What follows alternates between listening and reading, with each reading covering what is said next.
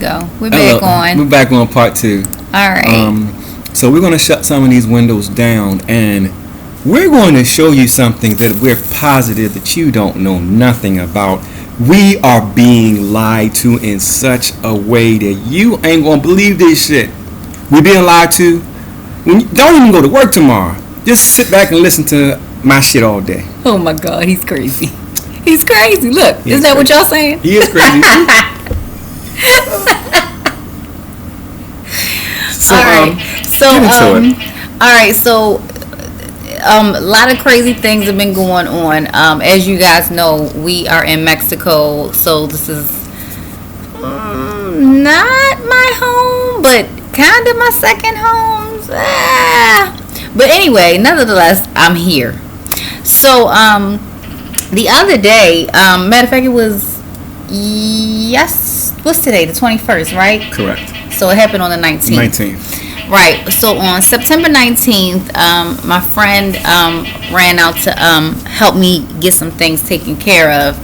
And in that time, he texted me and said that he was going to be a little later because the Mexico had to do a earthquake simulation text message? at the I'm trying to pull it up now. At the mall, pretty much everywhere that they had business, they were doing an evacuation for an earthquake simulation, similar to kind of like a fire drill or whatnot. So I didn't think very much of it. So I got these up because I just wanted you guys to actually see, like, you can't make this stuff up. So hold on, I want to get to these. My friend says that he said that on this day that they had a simulation. It's a part of preventative process. An earthquake was real every year on September 19th. So it just so happens that they have earthquakes at the same time on the same day. Often, very, very often. How don't I have that screenshot up here out of all the screenshot with all the dates? Use your phone. Use your phone. I am ill prepared. I apologize. I'm off your phone when you go to that. Well, no, I know what the picture is. I thought I had emailed it to myself. So I'll look for it. So while she's looking, here, let me just show you myself. So So this is what happened. Yeah, I'm trying to get the text messages in order. So here's what happened. To have this right. Oh, here we go. Here Perfect. It is. Look at the time. Look at the time. Okay, yeah. Here we go. I found the right one. Let me send this to myself so I can show you guys this one as well. This one's taking a while. Try to get this to send to me. Send it to my Gmail. All right, so it says they're doing a earthquake evacuation simulation. Today is September 19th, the date of the earthquake in Mexico City. I have to wait for the simulation to pass. I said, okay, so we go on about the day. But then I started thinking, and I'm like,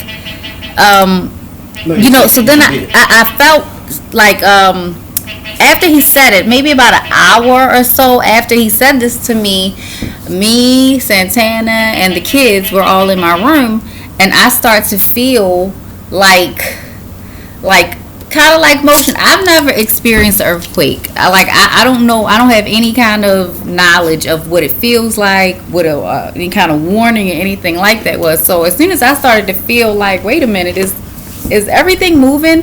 And I had never felt a feeling like that before, because it feels very, very magnetic, the way that you kind of move.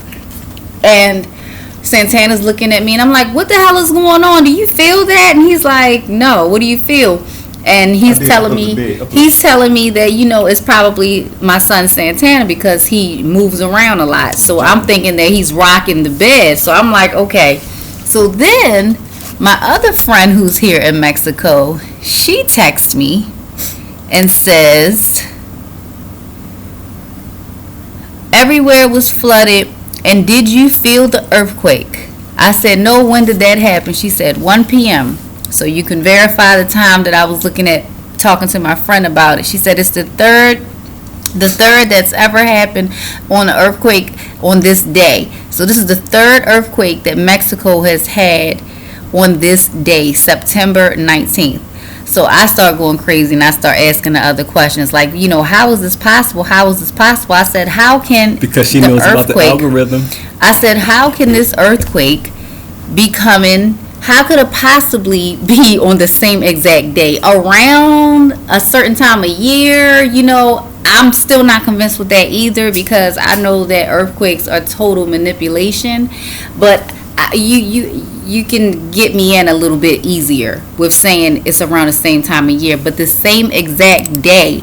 And let me show you. So I started going crazy, so I wanted to know specifically what's going on here. So I had her send me the dates that Mexico has had earthquakes, and they had one in 1985 on September 19th.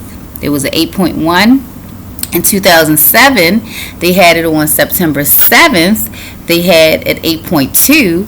2017, they got hit again on September 19th. Here we go again with 19, and it was a 7.1. Then 2021, here's September 7th again, 7.1. 2022, September 19th, a 7.4.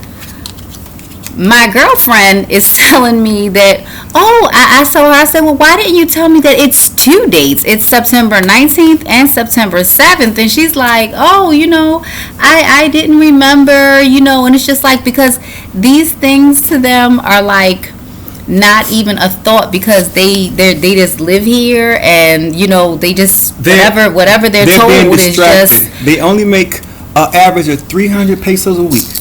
Yeah, that's doing good. That's doing okay. Like $60. So the people here making like $60 a week. Yeah. So they can't pay attention to nothing, because they're making $60 a week, and the power bills went from like $10 the power here to $1,000 in a month. Like literally, the power bill used to be $10. They're now $1,000. Yeah. So the people are making $60 a week. So everything going around you don't pay attention to, because when you're struggling, the only thing you pay attention to is food and your light bills. Right. So they're so distracted that they don't know they're being set up for something terrible. It's in the algorithm, but it's right there in front of them. Yeah, it's literally the dates are right here. It's so crazy. So when we were talking about it, Santana was like, that's in the cards, and we went ahead and we got a deck of these cards, because we heard that so much stuff was in them. Well, it's true, they do have literally everything in these cards, but this particular one, I hope you guys can see, that is the earthquake projector. I'm hoping you guys can read this well, but basically it says this device can act once per turn. It can increase the power of any attack to destroy a place or any disaster card. So they have rules and all kinds of things that go along with this game. I'm not familiar with the game at all. We just got the cards to see what they're showing us, because these were published back in 1994, 1995, and they literally have the Twin Towers getting hit. These cards have everything. It's unbelievable. But clearly, this is not God. This is not some natural phenomenon that's taking place. This is clearly being managed. Understand that all of us, have allowed our systems to put in place kill disaster machines that kill us. Yep. Listen, don't believe me, because don't have to, because I'm a crazy man, and I acknowledge, I'm crazy. What I'm trying to explain to you is this: each of our countries that we respectively work for and live for and under these systems have disasters already set in place for us. They are already there. You understand, Mexico has a machine that can cause an earthquake and a tsunami. Look at this, you guys. Look at these. Look at some of these clips. Understand that they were sending us as this thing was going on, because they're trying to figure out why I'm so curious And I'm like, why aren't you curious? Why aren't you curious that Mexico only has earthquakes on the same days? Everything's frozen. I guess it's the Wi-Fi. Oh, it's maybe too many windows too, maybe. Oh, here we go. It just started. So understand that. Listen, our friend told us they were going to be doing a practice earthquake drill because the people here are so distracted that they believe the authorities when the authorities tell them we're going to do a fake simulation of an earthquake. And then 2 hours later, a 7 point, what is it? What was it? You just press play. Press play to come up on your screen. You already got it. Perfect. 2 hours after our friend tells us they're doing a earthquake fire drill on the 19th. Check it out. Look at the date. 9/19/22. Here you go. 2 hours later. Look at the time. Look at the building, guys. 1:07 p.m. You're going to see the text message we got from our friend told us, look at the time, 1:07 p.m. 47 seconds. The text message we got from our friend was a couple hours prior to this earthquake. The authorities here in Mexico that you think are slow and don't know nothing, this is the third world country, are in possession of a weapon that can create an earthquake and create a tsunami. Now I want you to see that at 1:07 p.m. from that video, the earthquake had already started. But we had received text messages from our friends 2 hours prior saying it was going to be a simulation. A simulation was coming, so they knew it was coming. And then they just say, "Oh no! It just so happened to have an earthquake on the same day." 2 hours after it. The same way, if anyone in America is familiar with loose change, for the people who are familiar with America and loose change, you remember that they were having an Air Force simulation the exact same day of September 11th, except the Air Force had a simulation about planes crashing into buildings the exact same day as September the 11th. Same thing. These like buildings have collapsed, and everyone stood around and watched an earthquake take place, and was just like, "Oh yeah, this is the simulation that they was telling us about." I need you guys to understand. Well, no. That's not what it was. No, well, I knew it. No, they all evacuated for just us. Like I'm telling you, they treated it like it was a fire drill. You know, like something that you're just practicing for if it doesn't happen, but yet it actually happened. It's ridiculous. Look at this.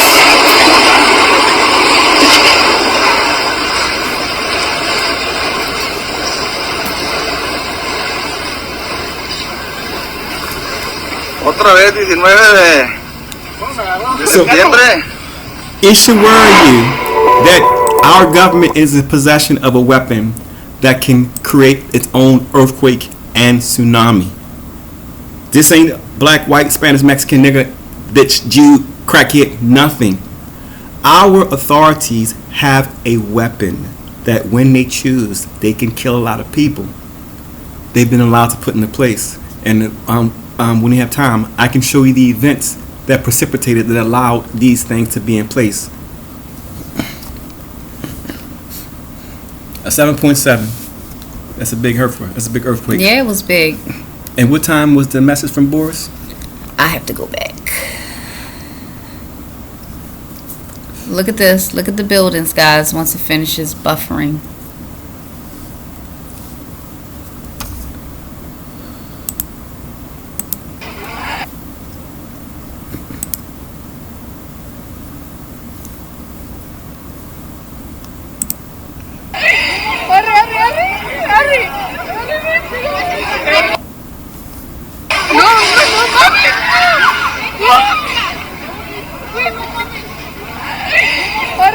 And like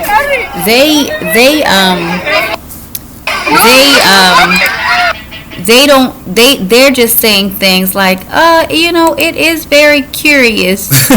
And it's just so crazy to me because it's like, man, I'm trying to figure out what's my next move because I clearly know that they are manipulating things on a level that I'm just not equipped to deal with right now. Seriously. Can you dig it? Look at this. Look at that. Look at this. Look at this.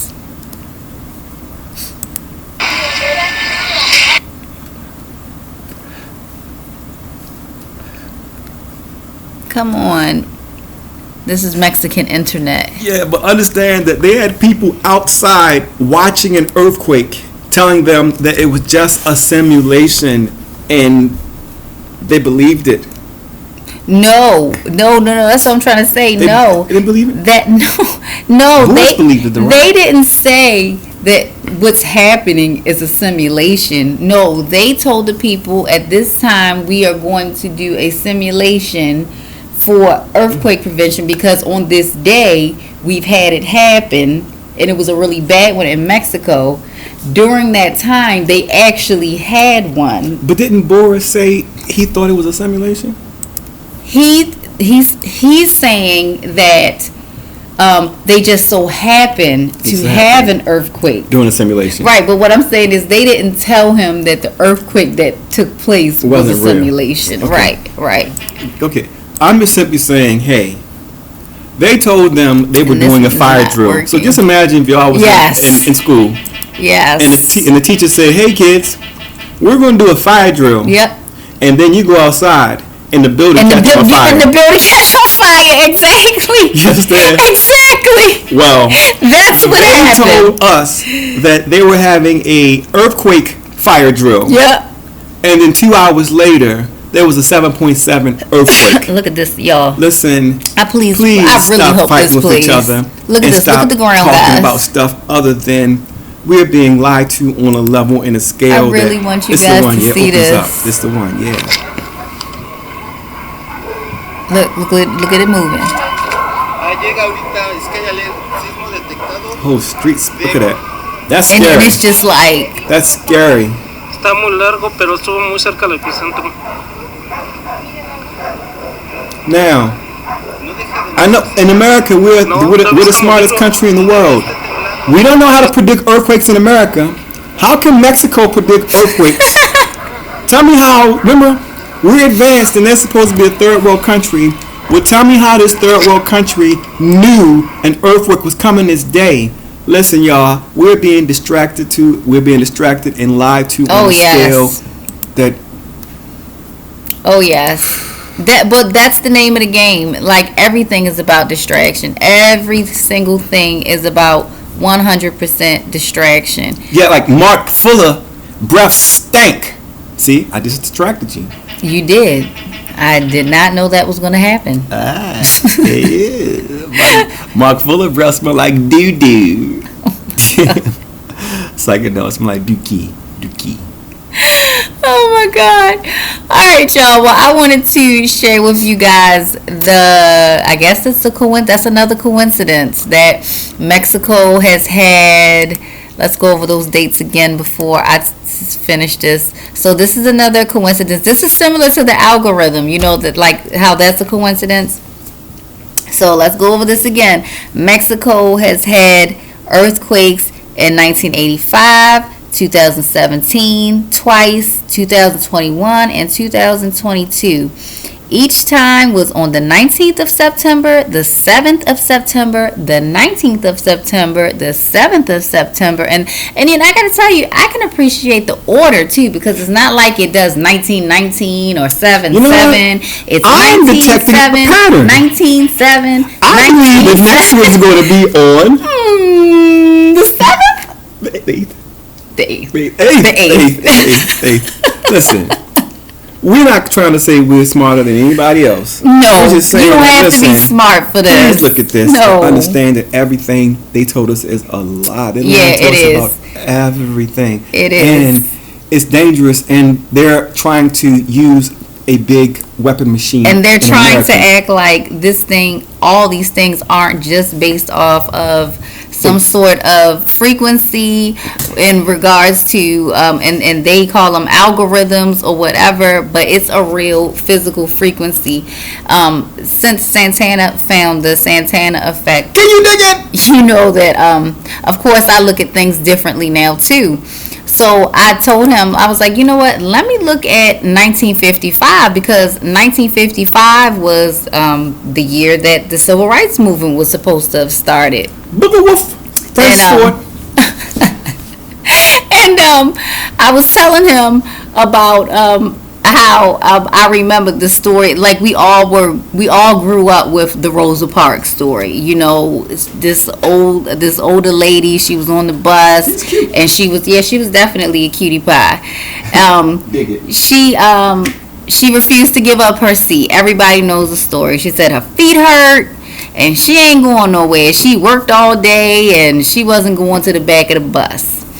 So that's pretty much what sparked the whole civil rights movement, so they say.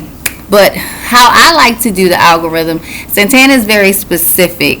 I am not as specific as him. I just kind of just look at just that year, the years, the 13 years.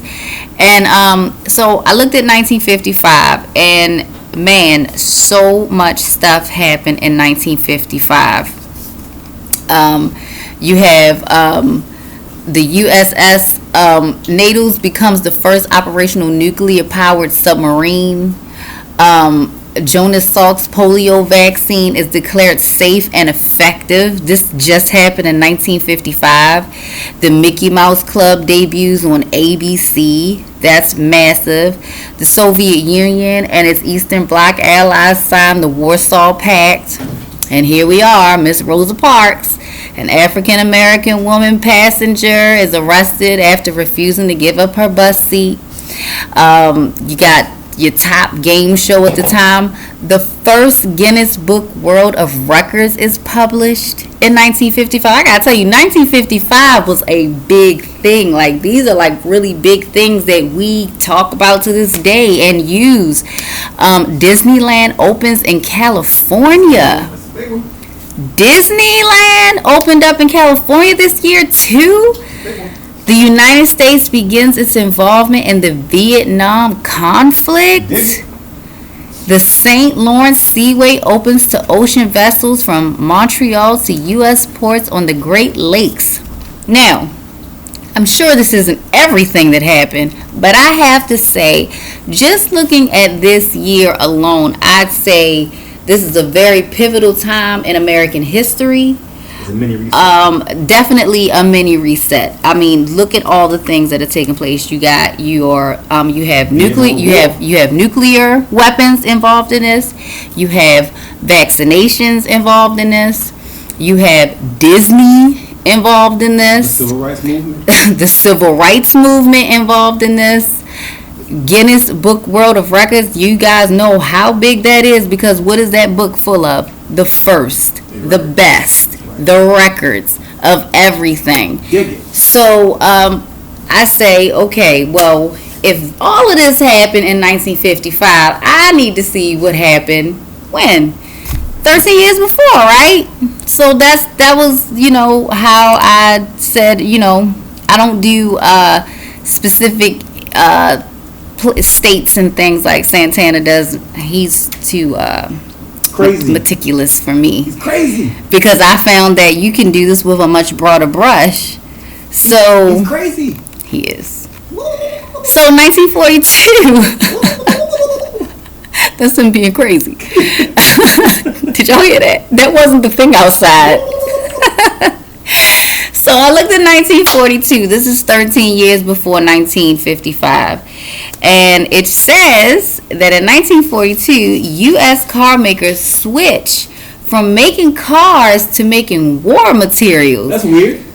Now, why would they have the foresight to stop making cars and make war materials 13 years before they get involved in the Vietnam War? I don't know. That's a good question. It's almost exact. But that's like perfect timing though, because it was right on time though. It was right on time. Well, it's almost as good as timing as Japan getting the automobile industry 13 years after Hiroshima and Nagasaki, and then just in time to do manufacturing for Korea for the North and South Korea War 13 years later. Coincidences. All of these coincidences. This is just really, really weird. Then let's look at this too. This is another coincidence. Now I told you in 1955 is when we got involved with Vietnam, right? But 13 years before that, we didn't know anything about that kind of stuff was going to happen with Vietnam and stuff like that. But why 13 years before that, the minimum age for draft got lowered from 21 to 18? That's weird. How did they know? Wait a minute. There was no war going on. There was no. Why? Why? Oh, World War II. World War II. That ended in 1945. But yeah, right. Okay, I'm sorry. Hey, I'm sorry. You know. Yes. Shit. Yes. Listen, you hang with a smart nigga. You know some shit. So look what else happened. The Congress creates the Women's Army Auxiliary Corporation. Corps. This is female soldiers. Did you know about female soldiers in 1942? Didn't that seem like a new thing with women, right, wanting that so bad? Okay, number 4 is something that I find very, very peculiar because now we're dealing with nuclear weapons again. The Manhattan Project started. And if you guys don't know anything about that, this is when our government said that it was absolutely necessary that we had to test nuclear medicine on the human body to see what happens. Who said that? Oh, what was his name again? What was his name? Who is he the president of?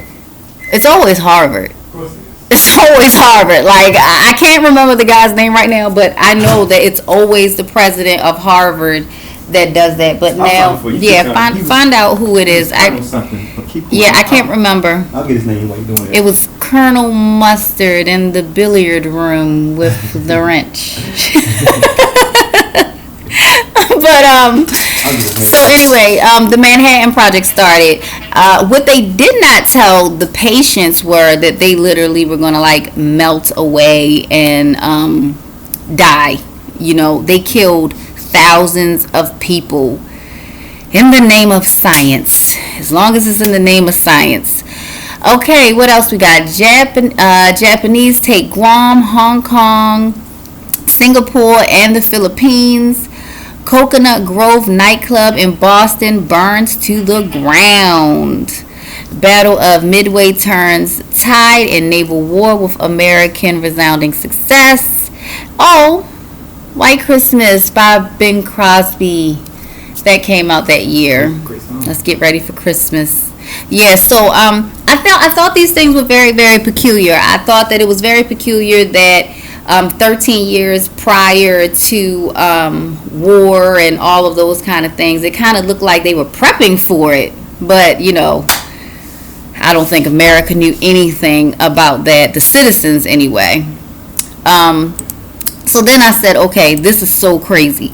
This is just too crazy. So what the hell happened 13 years after 1955? So can I cut in for 1 second? Of course. So, for those who aren't familiar with how this works, we aren't, we're not giving opinions, and we don't have an opinion on right or wrong. We're not Democrat, nor Republican, Christian, nothing. No. We just found that when you see these particular events, you're going to find that these particular events, and you're going to find that the place where the events took place gets rewarded, like literally the city that takes place. So the significance of telling you about this particular pattern we found with the disaster that you see 13 years later as a reward, if you are aware of them and you stop them, they don't have the energy to do the act that they were trying to accomplish. So, for example, as a result of everything that was allowed to take place in 1995 that did not get questioned. 1955? Yeah, because you're going to go into 1968. Right. So everything that got accepted in 1955 that was not questioned, since it was not questioned,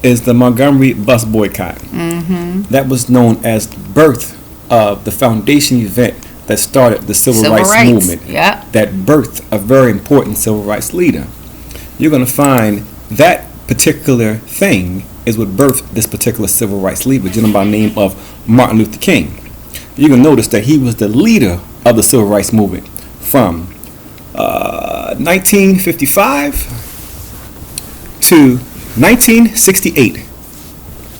13 years. Man, you know what? That's a coincidence, right? Definitely. All right. If anyone, okay.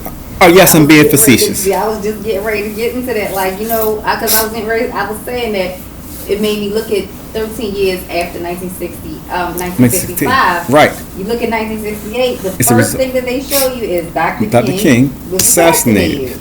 So, but some other things took place. We're gonna look at 1968 and show you something. I have it's in my email. It's in your email. Boom. With all the other things. That I'm looking at. Cool. 42. So let's go to 68. Keep scrolling down. I got it. The very first thing they have is Martin Luther King was shot in dead in Memphis motel. So, for everyone out there that thinks that these are just coincidences, I want you to look at the economy of Memphis, Tennessee, when Martin Luther King was murdered there. And then I want you to look at the economy 13 years later and see what happened.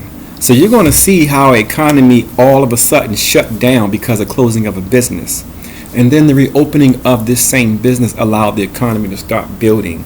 So the economies aren't failing and succeeding. They're opening and closing, stopping and starting and shutting and failing and everything because somebody says do that to do this on purpose. I say all these things to say that if you allow these events to take place and do not look at them honestly and investigate them and go for the lie, you're feeding this to the devil and it builds energy and they're allowed to harness something 13 years later that's not beneficial to you, but it's only beneficial to the order that they're all working towards. So I want you to understand that the Vietnam War wouldn't have allowed to be able to take place if everyone would have seen the lie in the civil rights movement. The civil rights movement was a lie. All right, so we look at Malcolm X. The civil rights movement was Me Too. The civil rights movement was everything. The civil rights movement was the extended version of everything that's going on right now. Right now, let's say a Me Too, for example. The civil rights movement went on longer than the Me Too because the Me Too played out because we have the internet. If the civil rights movement had the internet, the civil rights movement would have lasted probably a week. Yeah. They had to get them civil rights shoes. Yeah, exactly. It took longer. They had to do all that marching. Yeah, everything. The civil rights suits. The civil rights suits. Nobody doing no marching. Nobody marching. Nobody doing nothing. People won't even send an email and tell a person that blindness has been fixed. They won't even march virtually. So, getting into the King assassination and this algorithm, I'm explaining to you that all the things that you saw, the inception and getting into the wars and all those things, they could not have taken place if humanity would have stood up to and stop things Disney to place. Fuel everything, like you see. Yeah, like Disney's lying to you. Like Disney is in the core of all of this stuff. You'll see that they seduce you with entertainment, nuclear power. Yep. And for each of those years, you see it. Absolutely. It's all a distraction. Whenever they're doing something horrible, they will entertain. They just entertain you, and that's what these athletes are for. Yeah. And that's what David Chappelle's for, and everybody. But David Chappelle's a little more special than others for a particular reason because of his date. It's 1973. For those who are scared about this thing where they're saying Notre Dame is talking about zombies, let me reassure you, let you know that zombies ain't going to come and bother you. The zombie that you are worried about is you, dum-dum. You're the zombie. You're about to wake up. You're the zombie. You're about to wake up. Let me explain to you what Nostradamus is doing. He's explaining something to you. He's right, and you're missing it because you're a zombie. So let the person, the light bringer, who fixed worldwide blindness, because worldwide blindness is literally just giving you light. That's all it is. It's light, the bending and the manipulation of light. So he's talking about fathers and mothers dead of infinite sorrows, woman in mourning, the pestilence, she-monster, the great one to be no more, all the world to end. The philosopher went on ominously. whatever that word means. I don't care because I went to Baltimore City schools. So they didn't teach me how to pronounce stuff real well. However, I have a special set of eyes. Can you dig it? So, for all of you who think that zombies are going to take place and there's going to be a zombie apocalypse, that's feeding into fear. No, this right here is actually a beautiful thing. You're about to be awakened. It's a new age of awakening. In particular, say for example, your name is Kathy Kleinman. If your name is Kathy Kleinman and you work for AIG, if your name is Kathy Kleinman and you work for AIG, if your name is Kathy Kleinman and you work for AIG, I would say to you, Kathy Kleinman of AIG, I'm going to burn your ass down. And I'll make sure people remember your name.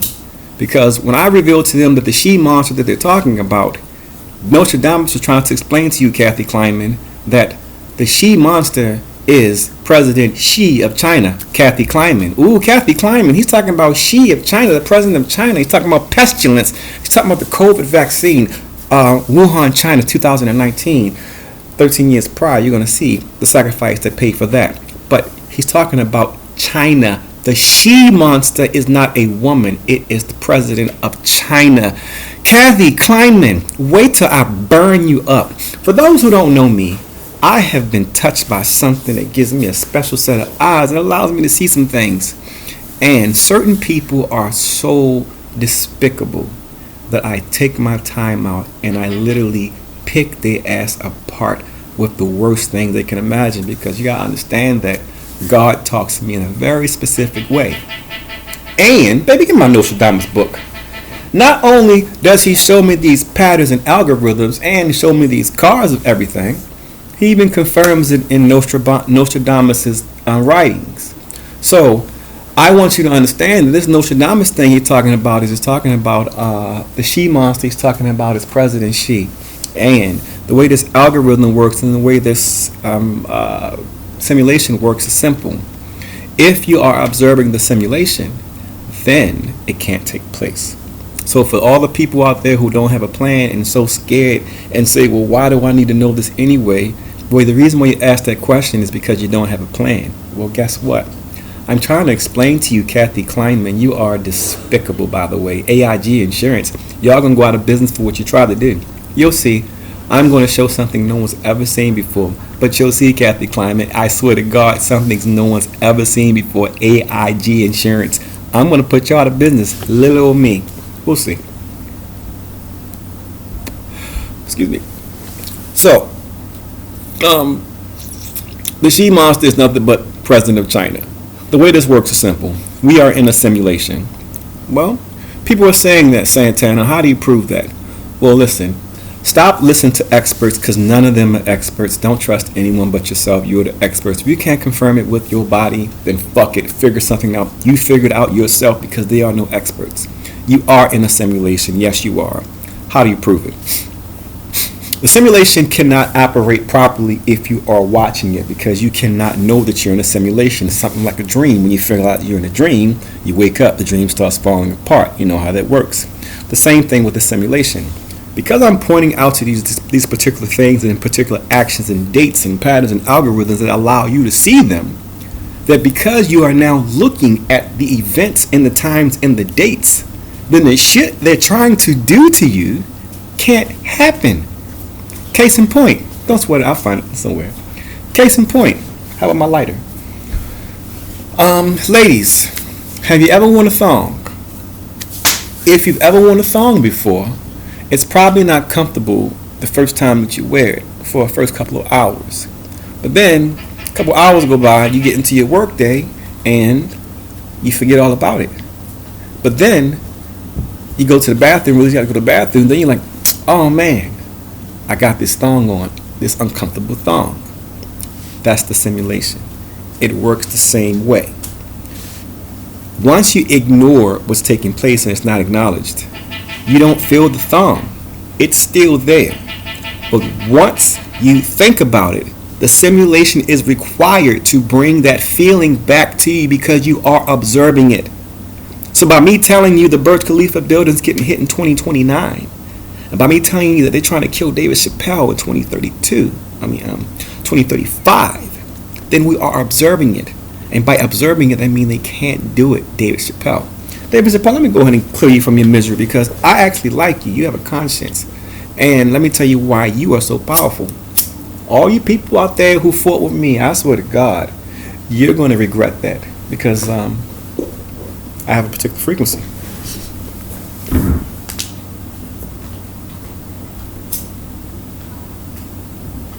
Mr. Chappelle, I am not fucking with you. I'm not fucking with you because you're a popular person or I'm jealous of you or dislike you. Actually, you're quite likable. Told you I met you a couple times.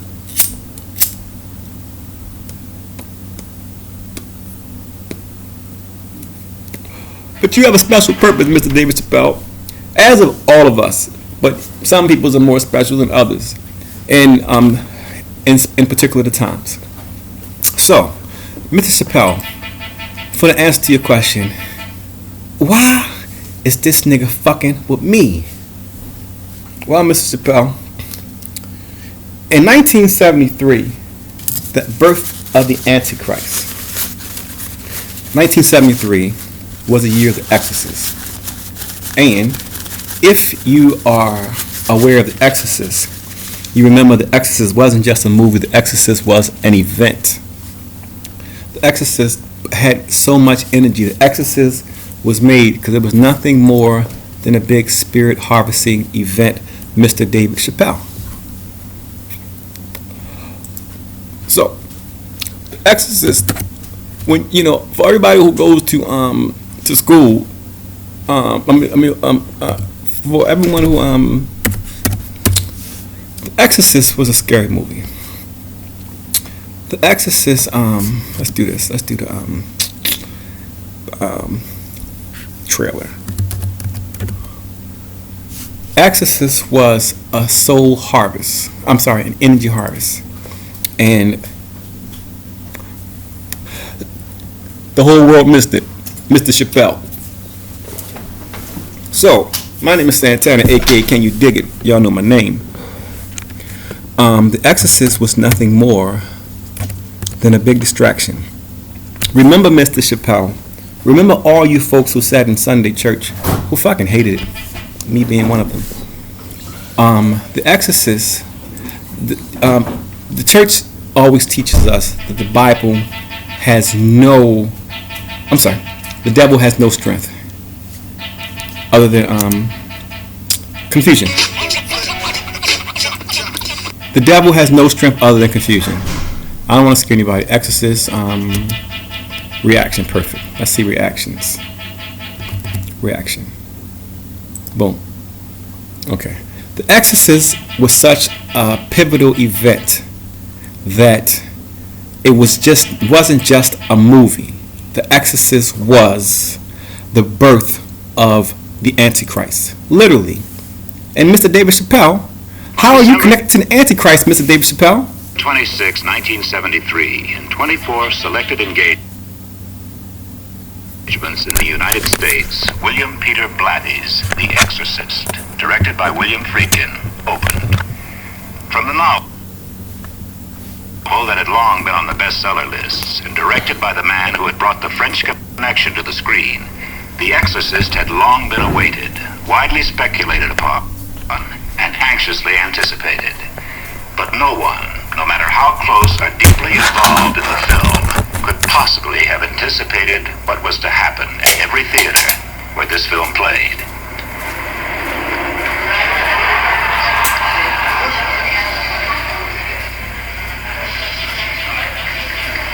This is the second time we've seen it.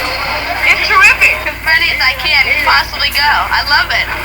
Try it. You'll like it. Well, we drove 100 miles, so I hope so. Fantastic movie. It's really gross. It was really terrific. I want to see if it's going to make me throw up. The Exorcist scored the biggest opening day gross for a single theater in the history of Los Angeles motion picture houses and broke The biggest. The first. established records in every other theater where it opened across the country. In record-breaking, coast-to-coast first-week grosses, The Exorcist brought in almost $2 million at 24 theaters. In 6 days, The Exorcist surpassed all previous box office records at 3 theaters in New York. At Los Angeles, 2 more theaters were open. In Chicago, the pattern was the same, and the dimensions of the Exorcist experience broke on the motion picture world with an impact rivaled only by the audiences that continue to pour into all these theaters. Now I need you to understand that this movie was so monumental that cities had to open up different theaters just to have the ability to house all of the people to watch this movie. This was not a movie. It was something more, and everyone missed it. And everyone gave all of that energy of this movie to the devil when they missed what really was taking place. Take a look.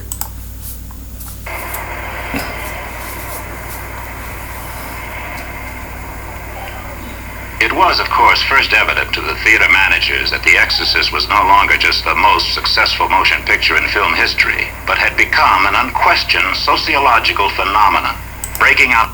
You hear that? Like, this was not just a movie. Listen to this. This was not just a movie. And I'm going to break it all down for you tonight.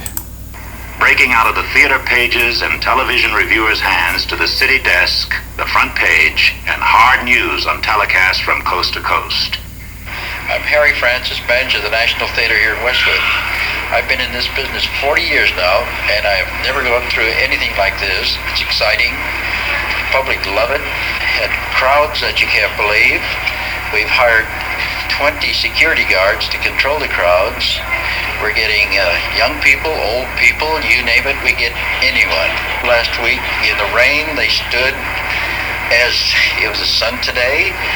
Mr. Freakin and Mr. Blatty felt sorry for the people. They hired caterers. They give out 3,000 cups of coffee each night. Ah, look at them. That's so nice. They're giving people coffee. A total of 6,000. The public thought it was great. My name is Randy Robbins, the assistant manager at the National Theater. We've had uncontrollable crowds, and to try and alleviate some of the problems of people not getting tickets that have been waiting long periods of time in line, we started a system of giving out coupons. Nobody gets a ticket without a coupon, and the way they get them is just by taking a place in line, waiting from 3 to 5.5 hours, and then purchasing their ticket with it. Only 1 coupon is given per person, and they can't buy a ticket without it, regardless. So what we do, right now it's 4 o'clock, we're giving out coupons for the 8 o'clock show, which will guarantee them a seat, so they won't have to worry about whether they'll be getting in or whether they won't be getting in. My name is Donna Yearwood. I'm a cashier here at the National Theater in Westwood. We are showing The Exorcist right now, and it's absolutely fantastic. We have people coming. This morning they were standing in line at 4:30 in the morning for the 10:30 show, and we've just had sellouts every day. About 2 hours before the performance even begins, we've already got enough people in line to sell out the theater, and they remain in line, and people who know they won't get into that show will go to the end of the line and wait for the next show. Sometimes we'll have our 8 o'clock, 10 o'clock, and the midnight show sold out before 6 by the people that are standing in line. And they'll stand in line in the rain, they'll stand in line under all kinds of conditions. So, I hate church. So let me get off right from the top. I hate churches. I hate pastors, preachers. I hate everything involved in the church. I think it's the most despicable thing known to mankind. That's just my opinion. I don't enact my policies based on how much I despise them. It's just my personal thing. But I'm fully aware of the reason why I despise them so much. It's nothing to do with the churches, but the people who operate them. So I'm also aware of that. But the question I want to ask you is, what religion do you guys are a part of? Tell me what religions which you're a part of, whether you're Christian, Muslim, Catholic, anything, where any of you are standing in line for your God for hours and days at a time. Tell me which one of you are doing that. See, y'all don't understand that everything is all energy. Everything is energy. And you got people who will sit in line for hours. My mother stayed in line for like 10 hours to meet Barack Obama. Has she ever stayed in line to go to church? I'm not judging her. I'm just trying to show you some examples, some things. A friend of mine stayed in line to go to the NSYNC concert. I had a tent and waited outside in the cold for an instant concert. But who is staying in line for a Allah concert or a Mary concert or a Jesus concert? No one's doing that. I'm saying all these things to say that I think all of you are hypocrites because none of you are doing that. Now, we look back in 1973. 1973, y'all just got tricked all over the place. They birthed the Antichrist that year. He was born that particular year. David Chappelle, you know he was born in 1973 too, David Chappelle. I don't know if you knew that, but coincidence. Anyway, so what you're looking at is you're looking at an energy harvest. You know how back in the day, before things got technical, when we were kids, we used to have little cars, like little race cars. And before the race cars could start driving, we'd have to rev them up by moving them backwards and keep running them backwards to build up some energy and then let it go, and then it would move forward. Well, the Exorcist is what you're looking at. The Exorcist was just that. It was an energy that was built up, and you were being told a lie. The whole story you're looking at is a complete lie. And in the process, you were given a lie and told it was the devil. And because you believed it and you were scared, you gave all of that energy to the devil, which allowed for the birth of the devil. Now, anyone who watched the movie, we have to understand that I'm telling you that this movie known as The Exorcist was a trick. It was a great trick. It was so great of a trick they brought the devil back. You thought you were looking at a demon by the name of Pazuzu, and hell, it had me tricked too for years. The demon wasn't named Pazuzu. Pazuzu was a Mesopotamian demon, a deity, and he was a male deity. Listen, check it. I mean, it's a distraction. Pazuzu isn't even the demon who initially possessed the little girl. Yeah, check it out. Pazuzu ain't even the bad guy. Pazuzu is a demon that gets resurrected to come and kill his wife. Her name is Lamatsu. I'm pronouncing it wrong, I'm sure, because of my Baltimore vernacular and education. But he is the demon who gets resurrected to drive out the wife, because the wife likes to do things to babies and children. And with her energy and logic, this particular demon by the name of Lamatsu has no logic to the things she does. So when she gets out of line, they have to resurrect Pazuzu to come in to clean her out. So when you're watching The Exorcist, you're watching Pazuzu really trying to clean out what was actually there. Now, that's a lot of information that people who aren't into it to know about that movie. And the entire thing was a distraction. You're going to find that there was nothing supernatural taking place in that movie that we're calling The Exorcist. Absolutely nothing. And because you were allowed to be afraid by this movie, then you gave the devil your power with your fear, and you allowed him to grow, and you gave him all your strength, allowing for the strength to be built for the Antichrist. The Exorcist is not a movie about a demon. The Exorcist is a movie about right here. A little girl with her mother went to her doctor, and before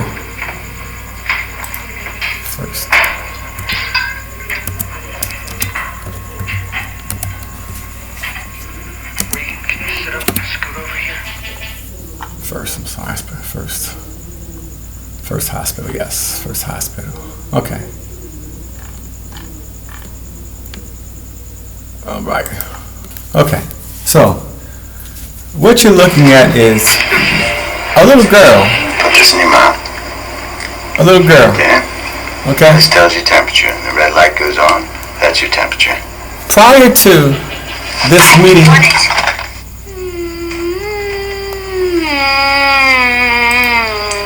so what I want you to understand is this.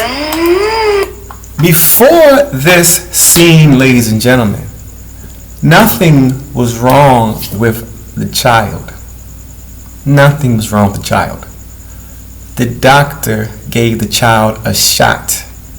This is what happened to the little girl in the doctor's office after she received a shot.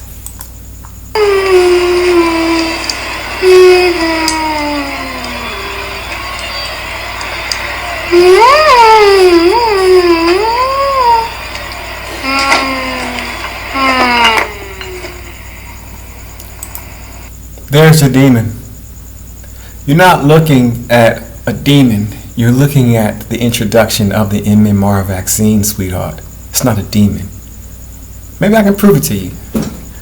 I hate that I can see all this so obviously, because when I explain to people, matter of factly, they look at me like I'm crazy. And it's crazy seeing shit that people can't see, and because they can't see it, you look at you like you're crazy. But I want you to understand that this is not a horror movie. You're being distracted. This little girl came into her doctor's visit with her mother. A normal visit. And everything is normal. Look at the children in the office.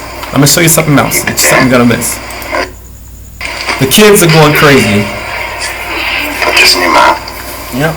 And listen to... Yeah. This tells your temperature. Listen to what she says. That's your temperature. I don't want it.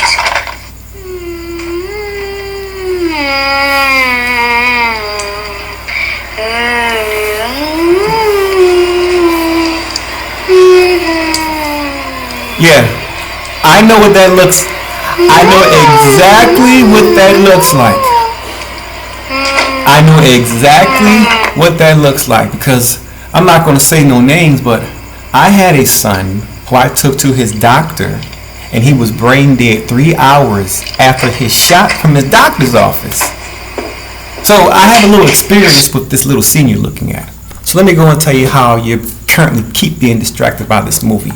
So if I can explain to you how you're being distracted, you can understand that you're not looking at a demon.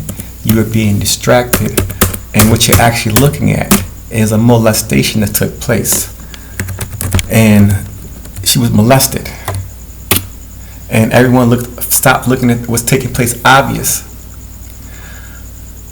Exorcist police, investigator. Investigator. You're going to find that because you gave into fear, that you missed the completely obvious thing, that the person who killed the person in the house, exorcist, what's the guy's name? He's an investigator. What's the guy's name? Exorcist, private. Well, how about a police officer? Not a police officer. I'm sorry, I'm looking for the right term, but I promise you, it all come together. It makes a difference. Police. Scene. Boom.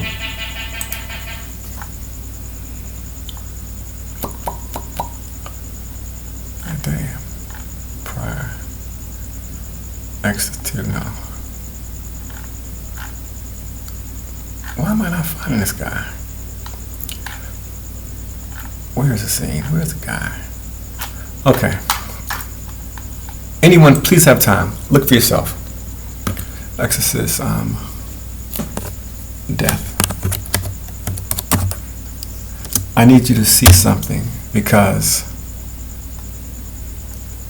you're going to see that this whole thing was never ever about a demon. It was about a child who was being molested by her German housekeeper. It's a German housekeeper who molested her, and the people in the house were aware that she was molested and tried to hide it. And it just so happens, she just so happens to got a vaccine around the same time. So this is who killed. This is the person who killed the guy in the house, and the person who. Yeah, but they've gotten violent. Did you give her the medication I gave you? Yes. Okay. You see that? You see her? That's always mine. Fuck me. Okay. Now, for you doctors, God, y'all, for you doctors, when a little girl is telling people don't touch her cunt, and she's just 12, 13 years old and piss in the bed, and she's saying, fuck me, fuck me. Well, doctors, you probably should look at some sexual abuse. People, stop listening to these doctors. Stop listening to them. But you should probably start looking at sexual abuse. And you're going to find when you look at the movie The Exorcist, there was a German housekeeper in the movie. A man.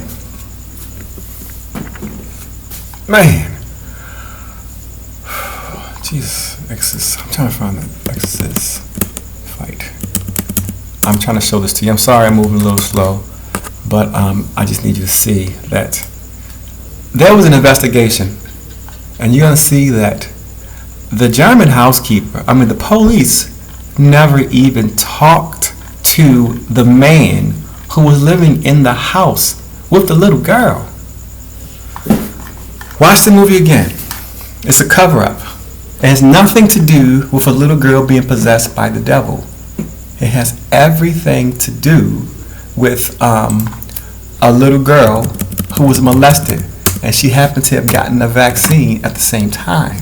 So what you were watching was the reaction of vaccine damage when you were watching The Exorcist. That's what you were watching. You're not watching a demon.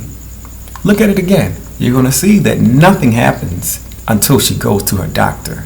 And just like the Salem witch trials you're going to see in 1692, a gentleman by the name of Cotton Mather, he was a gentleman who said that, oh, it's the devil who did it, and he's the one who started hanging people and getting people hung during the Salem witch trial. His name was Cotton Mather. He also happened to be the president of Harvard. So just like in 1692, when they started, he started the vaccine program in Harvard, and he started the vaccine program in Johns Hopkins. Same person, Cotton Mather. Dig it.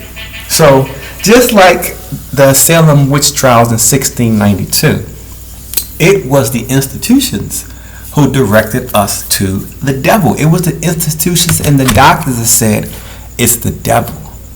So The Exorcist is nothing more than a vaccine-damaged child. The doctors don't want to tell you that they poisoned the kid, so they told you to look at the devil. Watch it again. If you want to get more in depth, you're going to find that the mother and the Father Karras, the main character, were having an affair. And despite all the things taking place, just like everything, women lie like a fuck. They lie. She was having an affair with the Father Karras, and she didn't even tell the father of the girl that the damn girl is possessed by the devil. It's like women lie, and I'm learning that mothers lie more than anything, because it all focuses on mothers, and man, mothers lie like, God damn, mothers. Jesus Christ, I don't know why y'all lie so much. Y'all damage your sons when you lie to them like that. I swear to God. But you understand that all these things was taking place to this little girl, and she was hiding this from the little girl's father. Because if you're watching the movie, what the movie was truly about was about a mother who was living in an imaginary world. That's why she was an actor. She was living a life where she was just acting. Just watch it again. You're going to also see that she had no control of her life. You're going to find that her entire life, she's not doing anything for herself. She's just being handled. You watch the first 20 minutes of the video. I wish I had this damn thing up so I can show you that. The biggest thing, boom, I found something. Perfect. What you need to watch in this video and notice what's going on in this video was simple. She was living, I'm not going to play the whole movie. I'm just going to show you all the obvious shit. So if you watch this, what I'm showing you, if I'm showing you anything grotesque, I can show you that this is not a horror movie. You're being distracted. This is nothing more than a cover-up. So you're going to see that the main concern of the mother isn't even the daughter. The main concern, son of a bitch, the main concern of the mother isn't the daughter's safety. The main concern of the mother Jesus Christ, they get us so good, and they do it so seductively. She's more concerned about losing the father than she's more concerned about losing the father than actually what's going on with her daughter. And she keeps living in a fantasy world. I want you to watch the movie again. When you watch the beginning of the movie, you're going to see that. Give me 1 second, because you know what? I can pull it up for you. Hey, baby. Maybe? All right. Okay, so how do I get this back up? All right. When you watch it again, I want you to watch The Exorcist again, and you're going to see that in the beginning of the movie, you're going to watch the father is going to be, Father Karras is going to be outside. Hey, can you pull the movie site up for me? Because I want to pull The Exorcist up. I need to show a certain scene. We'll get it later. I'll show it to you later. I'll explain it to you. Oh, I can't figure it out. We'll get it later. I'll get it later. Let me just go ahead. Let me just get through this really quickly, and you can look for it yourself. Because please watch this movie. Please. It's important that you watch The Exorcist. It's important for humanity that you watch The Exorcist. I know it sounds stupid, but it's energy, and you've given your energy to something that's not real, so you have to take it back. You're going to find The Exorcist is nothing more than a woman living in an imaginary world. She took interest, and all it was a woman who wanted her man. It was a woman who wanted her man, and because the man wasn't around, she wanted the father. They tricked you with it. She wanted the father to come back, is what the movie was about. You watch the beginning of the movie, you're going to see that she's acting, and she's got a big scene where she's at Georgetown doing a big movie scene, and you're going to see Father Karras smiling and watching her do the scene. And then, partly inside into the scene, like 15 seconds to the scene, you're going to see Father Karras walk away. Well, what it's trying to tell you is the father walked away. Not the father of the child, because it really is, but it's the father walked away is what you're looking at. So then she wanted the father to come back. But nothing is taking place with this situation. Because she wanted the father to come back, she was not paying attention to her home, and she was too busy living in her imaginary acting world. And by doing so, she's doing all the things she thinks she's supposed to do. So she takes her little daughter to her doctor. Her doctor gives her a shot. In the doctor's office, the little girl starts cursing and has a meltdown inside of the doctor's office. Then you see Vince. It's the doctor. You're going to also see that the little girl is 12, 13 years old. Well, anybody who knows psychology or knows anything about sexual abuse or knows anything about any fucking common sense knows that if you got a little girl who is potty trained and doing everything normal, and then all of a sudden, 12, 13 years old, she's wet in the bed and pissing on herself. Well, doctors, that's the first thing you think of. We know that's going to some type of sexual trauma. Well, who could be doing that? I don't know. Maybe you should look at the German housekeeper, the man who's always left alone with the daughter while the mother's living in her imaginary world. You're going to see that the mother and Father Karras were having an affair. You're going to see that Father Karras is basically the problem is the lesson, the moral of the story is this: when the father is away too long, he allows the opportunity for the devil to come into the house. That's one lesson. The second lesson is the mother wanted the father. Her biggest fear, the mother's biggest fear, wasn't losing her daughter. Her biggest fear was losing the father. But because she fed into the devil, she ended up losing her father because she fed into the fear. So if you watch it again, you're going to see that this is nothing more than a cover-up of the German housekeeper molesting the little girl. The police who did the investigation are just like the police that you see outside doing investigation today.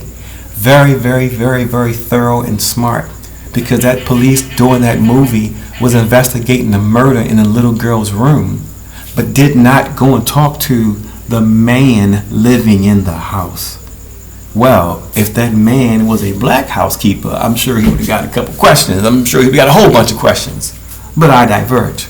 So it's nothing more than a cover-up. And the people in the house working with the housekeeper were all in on it. You're going to see a particular scene in the movie when her friend Bert is killed. And you'll just look at it again and you're going to be so mad at yourself. You're going to be very mad at yourself because it's obvious and you didn't know what you were seeing. So let me show you what you were seeing with true eyes. All I see is truth. You're going to find out, for the people who Kathy Kleinman who cross my path, you'll find out I have a very special set of eyes and I'm connected to something that does not allow things to do to take place without some type of retribution. I swear to God. But got the scene. Scene. Bert death scene. Perfect. All right. See right here.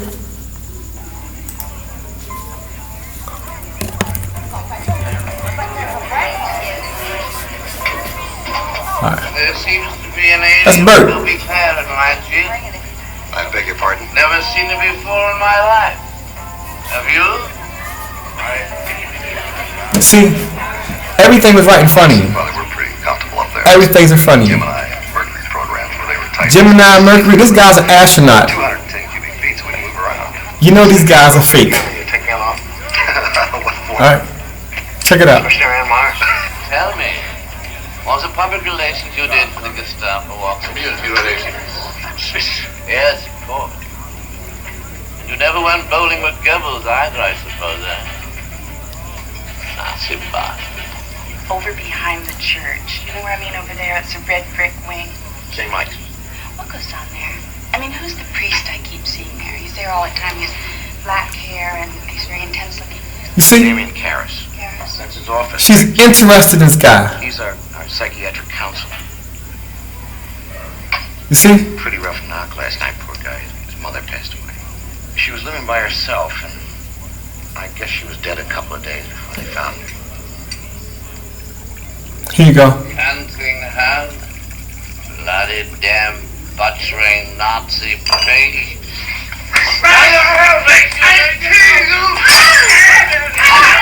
Okay. For all y'all that watched The Exorcist and got scared of a goddamn demon, there's a police officer, just like the rest of these police officers up to date, all of them, Jesus Christ, who did an investigation on who could have killed this guy. Well, you see this scene right here where the guy is arguing with him and he says, "I'm going to kill you." Let's watch it again. Damn butchering Nazi pig. Okay, you have a guy, Nazi, strangling a man and tells him, "I'm going to kill you." The same man ends up dead of being choked and dead. And you don't think, hey, maybe the man who's in the house with the little girl, let's ask him what was he doing the night the guy who he said he was going to kill got killed. Watch it again. And he's choking him.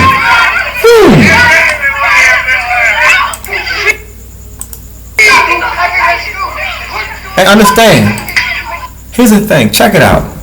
Now, everybody always says, we're not going to listen to nothing you say, can you dig it, because you cuss and you get angry. That man is the housekeeper. He is a housekeeper. He's supposed to be the servant. So if somebody's talking shit to him, then he just walks away or whatever. But if he can't deal with a drunk throwing some small insults, I don't think he has a very good control over his temperament. I need you to understand that that man murdered him and that man was molesting that little girl. And this woman right here is fully aware of it. He killed this guy because this guy knows something's wrong. But this girl, woman right here, her assistant, is the one who's aware of it in the entire time. Her and this guy right here and this guy. They were tight for space. Steve's got about 210 cubic feet, so we can move around. All right, shut up. If you ever go up there, He's an astronaut. Okay. Over behind. You never went boat. Him. This guy right here is the one who killed that guy. This guy right here is the one who's molesting the little girl, okay? Him. The German guy who's in the house. That guy. And understand, check it out. What you call him? Look at the mother. The mother is interested in this cat. The mother is married. But she's interested in the father. You can hear her ask the what you call him about the father. They were having an affair. And part of him losing his faith was, hey, my mother died, and hey, I'm gonna get some coochie. Psh, I'm going for the coochie. The right move. He should have went for the coochie. But listen to her interest in the father. Check it out. Bowling with Goebbels either, I suppose, eh? Nazi bastard. Over behind the church. You know where I mean over there? It's a red brick wing. St. Mike's. What goes on there? I mean, who's the priest I keep seeing there? He's there all the time. He has black hair and he's very intense looking. Damien Karras. That's his office back to St. Mike's. He's our psychiatric counselor. He had a pretty rough knock last night, poor guy. His mother passed away. She was living by herself, and I guess she was dead a couple of days before they found her. Canting hand, bloody damn butchering Nazi pig. Now, everybody talks shit about me and me acting like a fool, all the characteristics you want to put in me, but I think that guy was pretty quick to just grab this guy and just start choking him, right? I mean, like, was it so bad what he was saying? Butchering Nazi pig.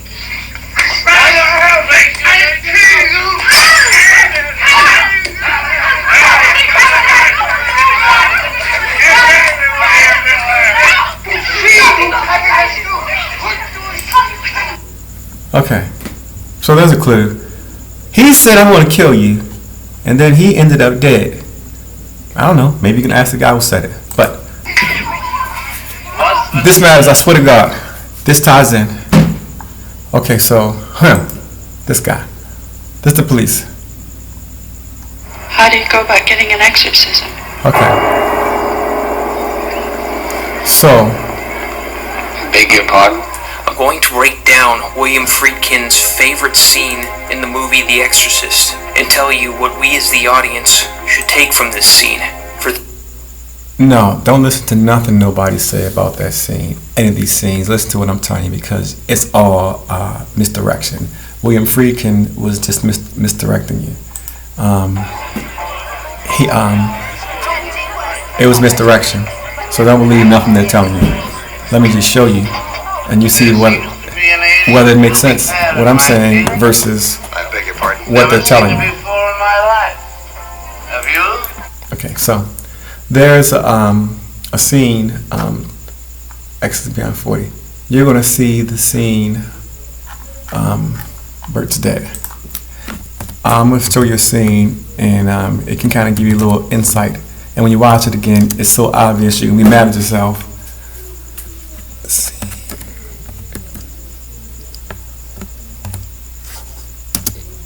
News. Please show up. When you see it, it's so obvious and you'll understand exactly what took place. I swear, please let that. If that one scene shows up, the whole movie will fall apart if I can show you this one scene. Yes. Oh my God. So, if you think that everything I'm saying is crazy, which it probably is, just look at this one single thing for me. And this is all I need you to understand. If you can understand this one single scene right here. Please understand, this has nothing to do with a demon. See right here? That actually Pazuzu right there. He's I'll talk about him later, but that's him right there. But that's why I'm letting you know, you are being misdirected. Check it out. Let me show you what's taking place. Watch this scene so you can see what you're really seeing. What the hell do you mean going off and leaving Reagan by yourself? Are you crazy? Her window's wide open the whole Didn't he tell you? Didn't know who tell me. Burke! What's Burke got to do? Look, there wasn't anybody here, so when I went to get the Thorazine, I had him stay with her, and... Oh, I should have known better. I'm sorry. I guess you should have. How were the tests? We have to start looking for a shrink. Watch. Watch. Suppose you heard. Heard what? Haven't heard. Burke's dead. He must have been drunk. He fell down from the top of the steps right outside. By the time he hit M Street, he broke his neck. Oh, God. So, that's all you need to see. You ain't gotta watch the whole movie. That's all you need to see. I want you to look at this and stop being scared of a demon. That girl wasn't possessed by no demon. You're gonna see that this woman is being handled, and the people working in her house are working together against her. And watch how the gentleman looks over at the girl. The reason why this scene was so frantic is because she's going downstairs asking the girl, hey, why did you leave the little girl, my daughter, who you were babysitting, in the house by herself? And she said, oh, I had to go and get some Thorazine. Bert was watching her. And then before it can get crazy, she just, oh, I'm sorry, and the door rang. You're going to see that her and the dude are looking at each other because they have to wait for her reaction and have everything set up properly to tell her that he was dead, so she can pretend like it was basically the alibi for why she left the house. But watch it again. What the hell do you mean going off and leaving Reagan by herself? Are you crazy? Her window's wide open. The whole room is freezing. Didn't he tell you? Didn't know who tell me. Burke! What's Burke got to do? Look, there wasn't anybody here, so when I went to get the Thorazine, I had him stay with her, and... Oh, I should have known better. I'm sorry. I guess you should have. How were the tests? We have to start looking for a shrink. Hi, Chuck, come on in. Look at him looking at her. You heard. Look. Heard what? Watch. See him keep looking at her? Haven't heard. Burke's dead. You see? Watch again. They are so amazing. They are fantastic. Look at the interaction of the people. They are fantastic. Look at him. Look at the girl. They're working together to hide what took place. Look. Suppose you heard. Watch. Heard what? Haven't heard.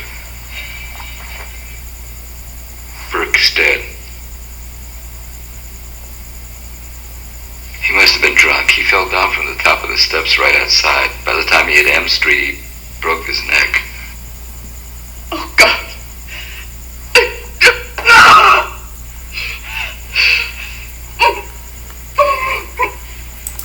So, what happened there was that was their way for this young lady to establish her alibi for why she wasn't in the house.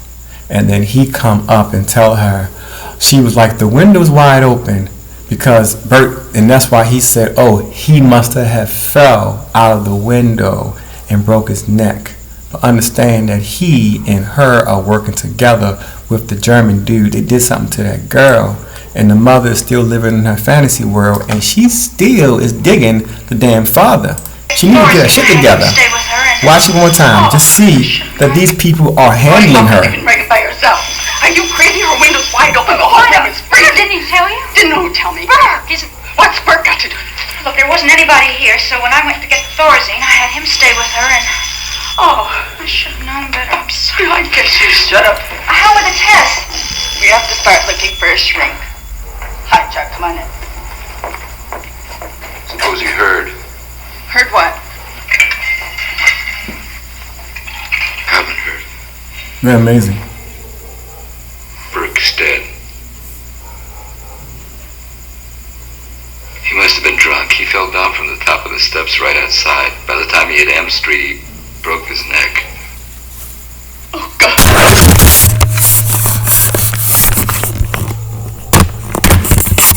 My bad. Stop with that.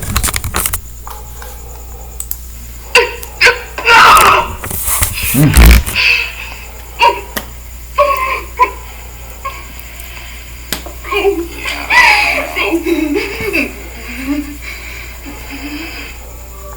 see her look? He's looking over to her because it's like, I hope she's going for it. She went for it. I'll show you another one. I'll show you another one. Another scene to let you know that she's being handled. One of the best scenes of the movie was the best scenes in the movies, Exorcist. And you can see they're handling her. Scene with doctors. You're going to see that she's being handled and she has no control over her life. No control at all over her life. And you're going to see that when things go down, that she ain't in control of her life.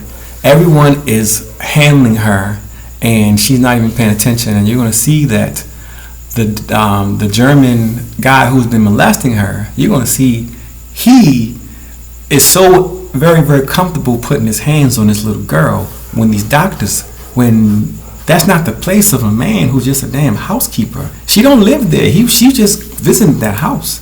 Check it out. Yes, I'm Dr. Klein. It's Dr. Henry. See, you have two men and two women.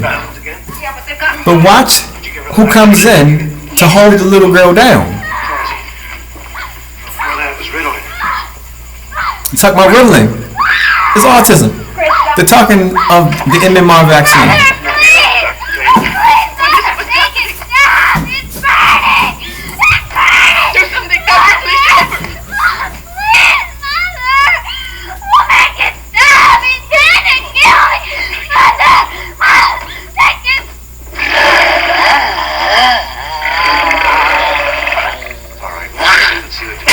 There you go. Fuck the doctor up. He did it. The doctor's the one who did it. Fuck me! Fuck me! That girl's been molested.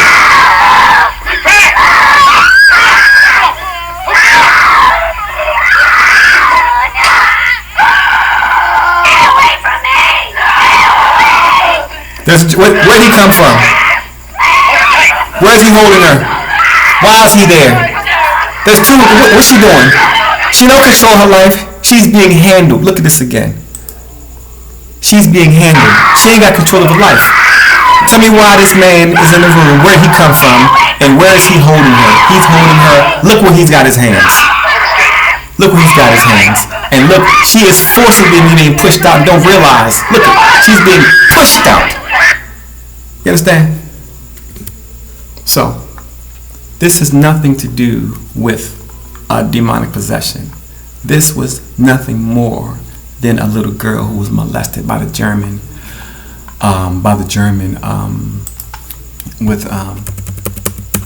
police.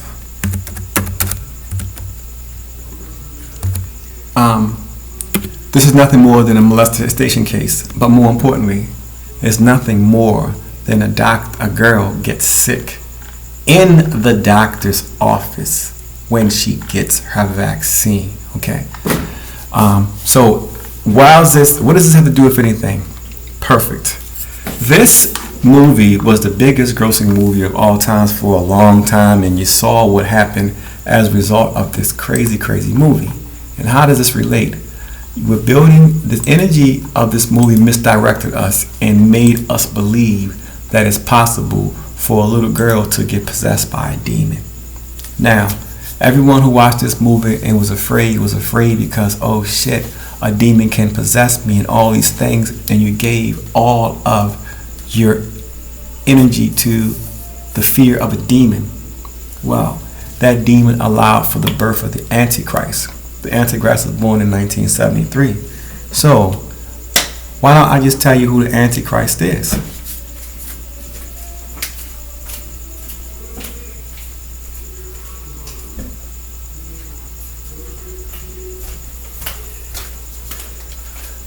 Whoa, man, do I have so much more, but I've been bringing you, I know it's been going on for a long time. So, alright, so this is important. David Chappelle, how you doing, brother? I know you're thinking, this motherfucker better not be playing me no game, but I just want you to remember, Richard Pryor's your hero, 1992, Mark Twain, Lifetime Achievement Award, dies 13 years later, okay? Sidney Poitier, 2009, President of Medal of Freedom, 13 years later died. It's all going to keep happening. Now, let me tell you why it's so important. In 1973, a very important character left us. He was your last messenger. He was the last messenger who was supposed to move things along. His name was Bruce Lee.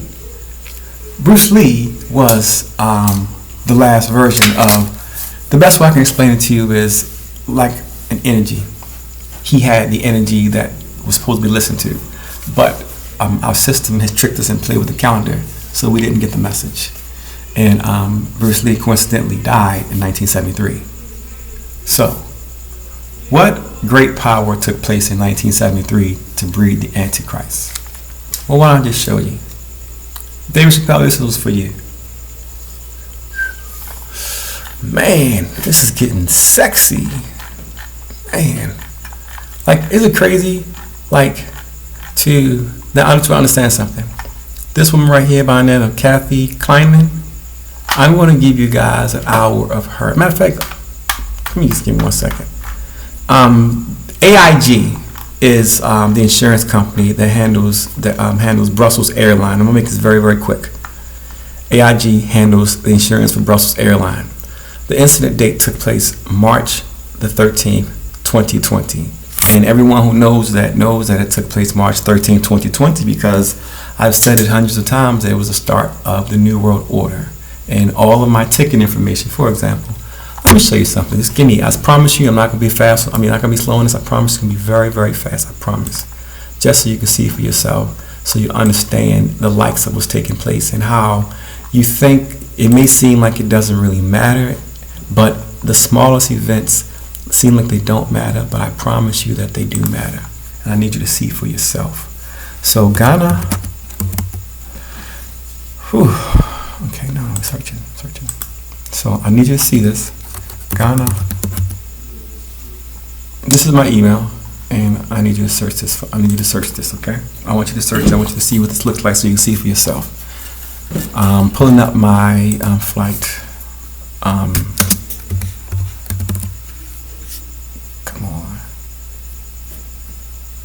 Come on. It's moving slowly, but I promise you, it's going to be worth it. I promise you, I'm not going to have you sitting here for all this and not tell you who the Antichrist is. I wouldn't do that. And perfect. Perfect. Okay, so right now, Brussels Airlines is actually out of business and no one even knows about it, and they're pretending to be in business. But nonetheless, we'll find out. This is a news article from, you see this is 2020. You see that March 18, 2020. So this is a newspaper article. And here's another. See this? Brussels airline dispute took place March 13th. You see that March 13th? So that's the newspaper. Getty Airline, whatever. So check it out. I just need you to see something because it's only going to take me a second. So this is another one. This is another airline. African-American couple filed Brussels Airline. Okay, so you'll see that this took place on March 13th, okay? So, despite the fact that this took place March 13th, and that's what this article says, which is undisputable, and here you go. Let me sell you my tickets.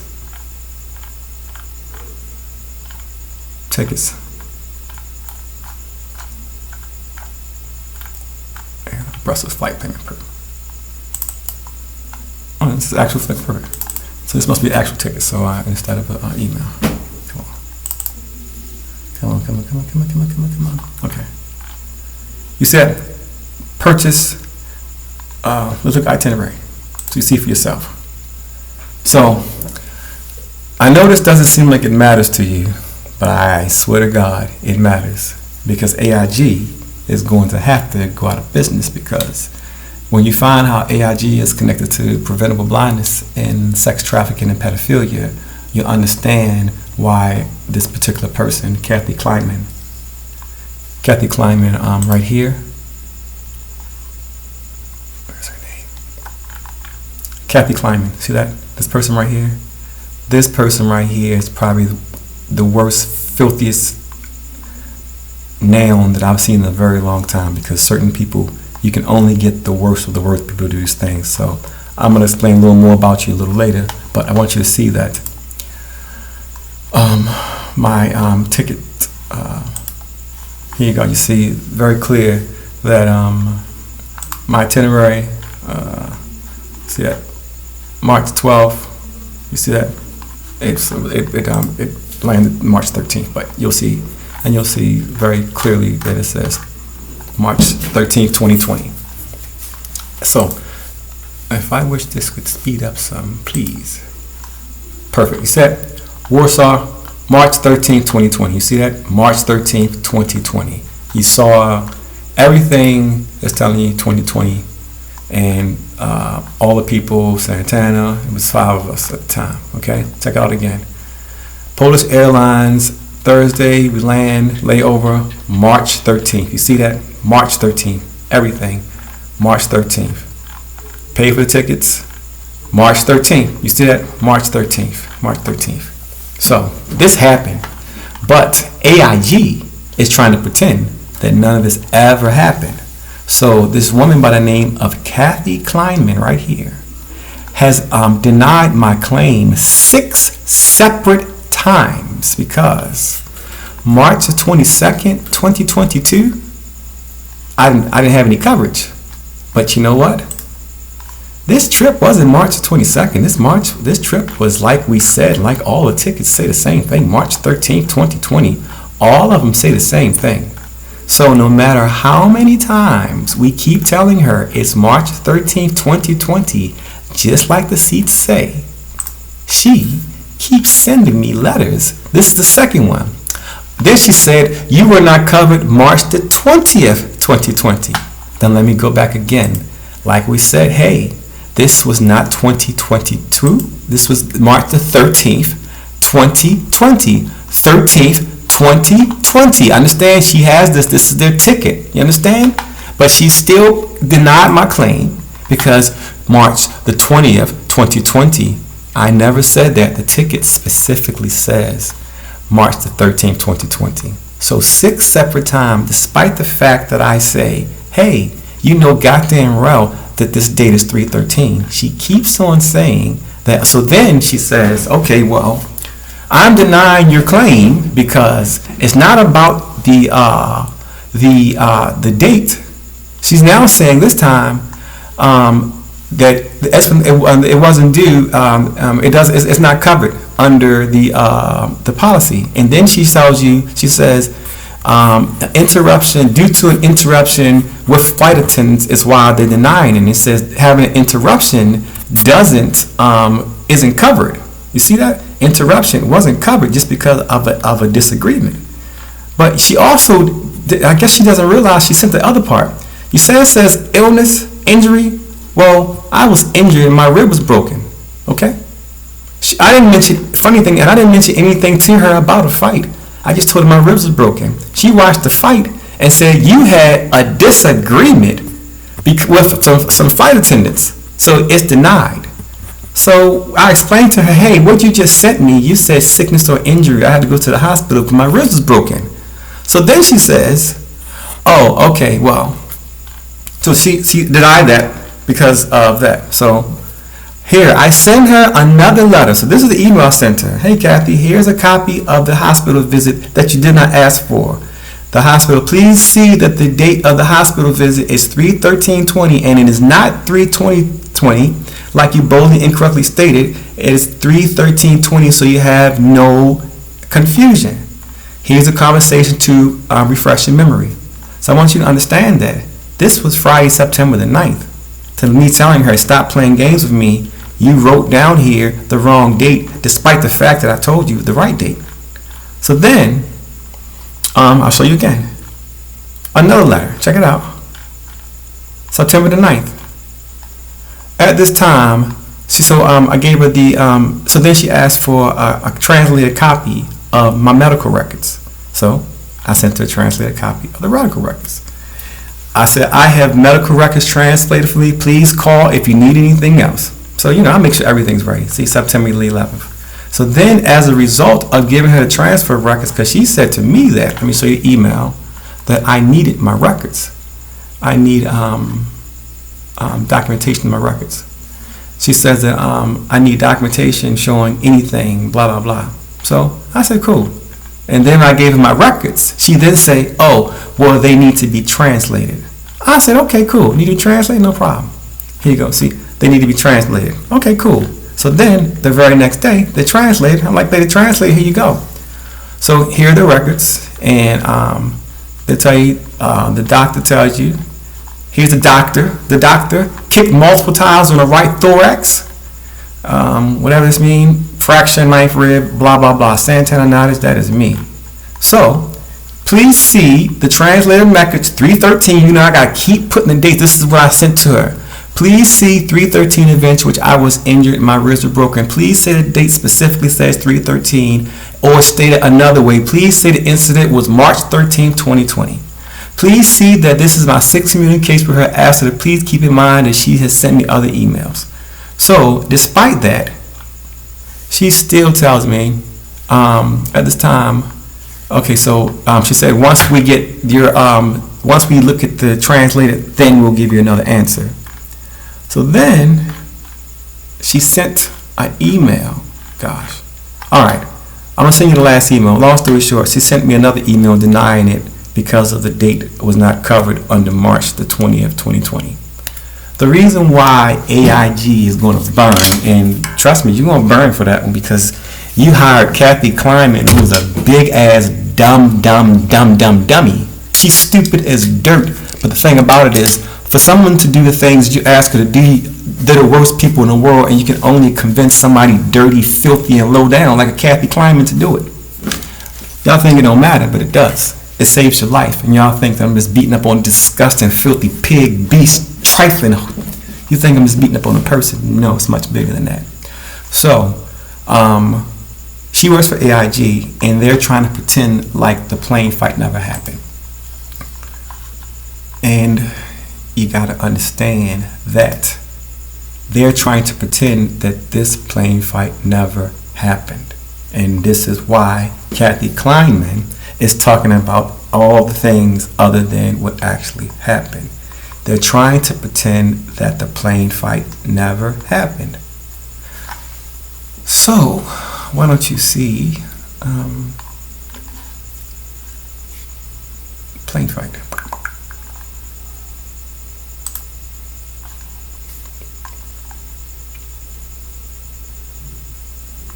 AIG is pretending and trying to pretend as if the plane fight never happened on Brussels Airlines. So they have Kathy Kleinman, this disgusting, horrible, the worst, I think she's probably one of the worst nouns. I don't consider her even a human being. She's one of the worst nouns I've seen. Where a noun is considered a person, place, or thing, right? She is considered a noun. I swear she's that kind of person that you just make you lose faith in humanity if she's a person you got to run across for something. But she is a disgusting, terrible human being. I'm going to get into her calls another day, but I'm going to show this phone call. I'm going to show this plane fight, and then I'm going to explain to you why it's so important that you understand that why blindness has been fixed and what it does. So I'm going to show you this 3-minute plane fight when they try to murder me. This is what Kathy Kleinman is pretending like never happened. Especially AIG is pretending like it didn't happen. You don't put your hands on me! You don't put your hands on me! Yeah, see right now, I'm being held by 3 different men right now that you can't see. And I'm trying to get my hands free. I'm being held the whole time. This dude right here came behind me and punched me in the face. This guy and this guy are working together. Watch this. And They keep grabbing my hand. Look at him and watch him look at him. Look at him. Look at him. And look at the other Africans working with him. Look. Look at him trying to tell him he's fine. You don't see, they're pushing him towards me. Look. They're pushing him towards me. Look at what's going on. They're trying to get me to strike him, but they're trying to, look at him. They're talking to him. Why are they pushing him towards me if they're trying to protect him? So I need you to look. They try to murder me. Now understand, if you think this is going on for a long time, you understand that this is a full flight. It's like 300 people on this flight and not one cell phone. You understand, they're just waiting to grab me. Do you not see? They're just waiting to grab me. Now, a fight is taking place. Look at everybody's hands. Look at everybody's hands. Why doesn't anyone pick up a cell phone? You tell me a fight of 300 people and not one fucking cell phone? Look, you'll see.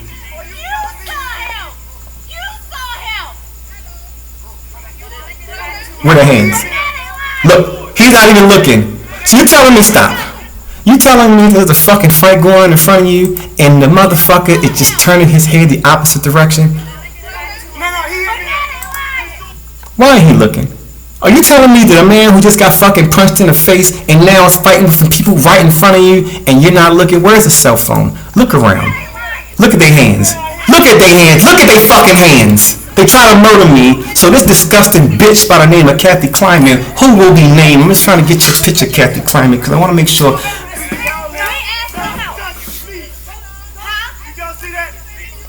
Nobody record nothing. Nobody, look at their hands. Look at their hands. AIG, you try to murder me. AIG, you try to murder me. AIG, you try to murder me. AIG, you try to murder me. AIG, you try to murder me. AIG, you try to murder me. AIG, you try to murder me. There you go. All that the fuck happened. AIG, you try to murder me. So why does all that matter, Mr. Chappelle? Here's the end. You pieces of shit. 1973 was the birth of the Antichrist. Exodus allowed for the energy to build because everybody fought for a lie. If you fall for a lie and a trick for the devil, you get the devil all your power. Kathy Kleiman, you piece of dog filth. People are going to remember you, you Klanman. You don't understand that y'all names, Philip Hoare, Kathy Kleiman, you going to pay for that, you piece of dirt. Listen, for all you other people out there, one warning. For you people who tell me I was just doing my job, guess what? I'm doing a job too. So understand, you getting a job, you getting a paycheck. The job I'm doing, I swear to God, I'm doing my job. And I'm going to die doing my job. I'm letting you know, I'm going to die doing my job. So you keep doing it for money, but I promise you, I win doing my job, you pieces of shit. I swear to God. I swear to God, you pieces of shit. And listen, you pieces of shit. Alright, this is why it matters.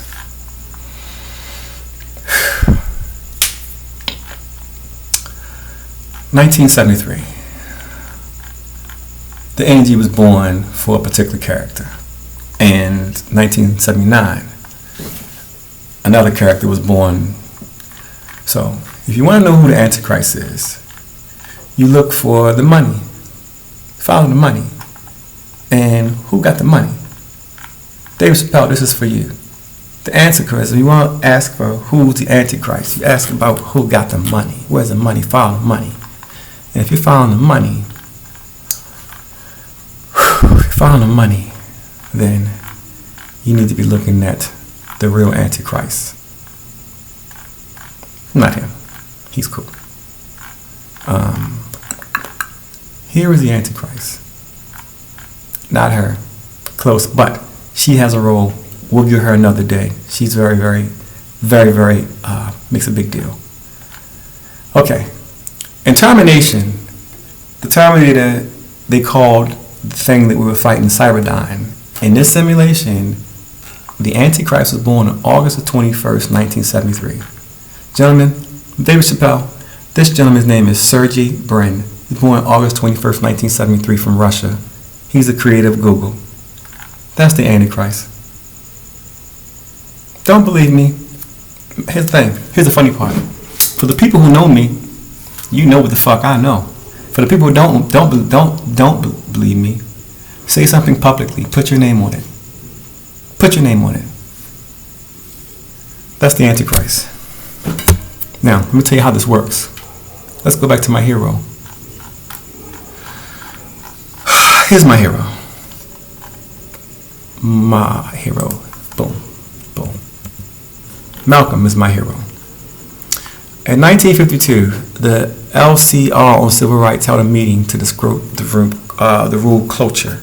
This cloture law was, understand folks, this cloture is like the filibuster. They basically, you hear about the poll taxes where black people couldn't vote.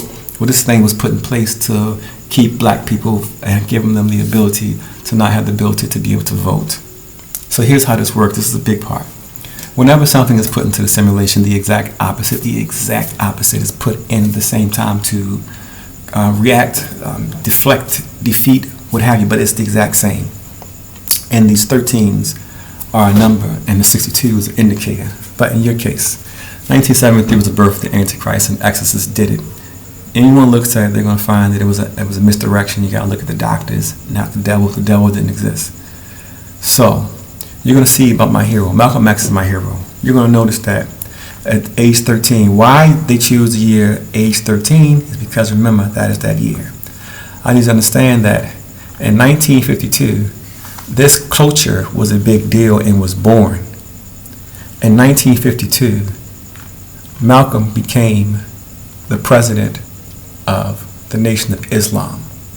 So you got to understand that whenever something is put into the simulation, the opposite, the exact opposite comes in at the same time, the same to counteract it.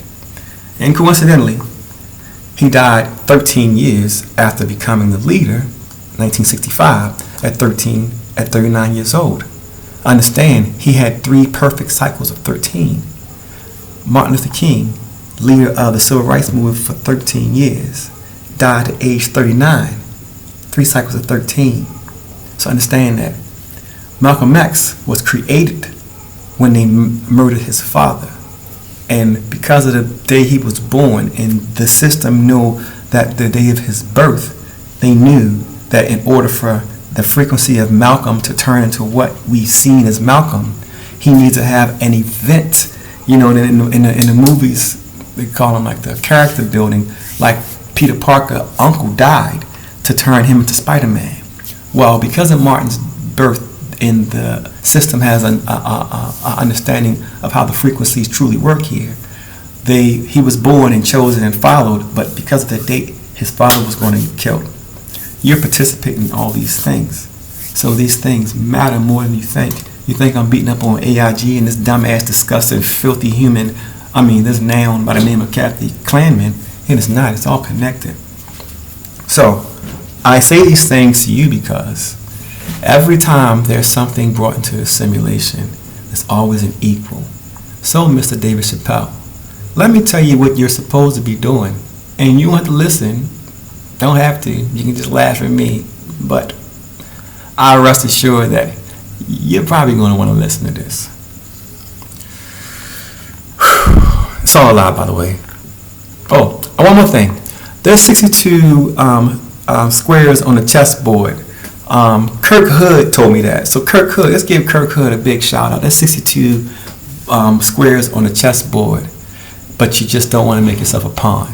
That's what my man Kirk Hood says. So let's give him a shout out for that. So let me show you something.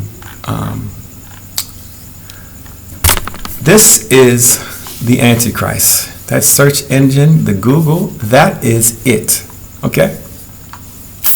He was born August 21st, 1973. So what's that got to do with you, Mr. David Chappelle? Is there anything on this planet that's more powerful than having all the information in the world, that's more powerful than Google? Is it? Nothing, right? Nothing. Nothing. Is there anything more powerful than Google? And these is anything more powerful than Apple, Google, any of these things? Anything more powerful than these things? Let's look at David Chappelle's actual birthday. David, I'm not trying to fuck with you. You're gonna need to know this, brother, because I don't think anybody's gonna tell you. But you were born August 24th, 1973. That makes you 49 years old. Hey, David Chappelle. That's interesting. Let's look at this again. August the 24th, 1973. David Chappelle. I wonder if that mean anything. And this guy, who I'm saying is the Antichrist. And when I say Antichrist, I don't mean in the biblical terms. I mean a person who's going to destroy the world and take all your freedom.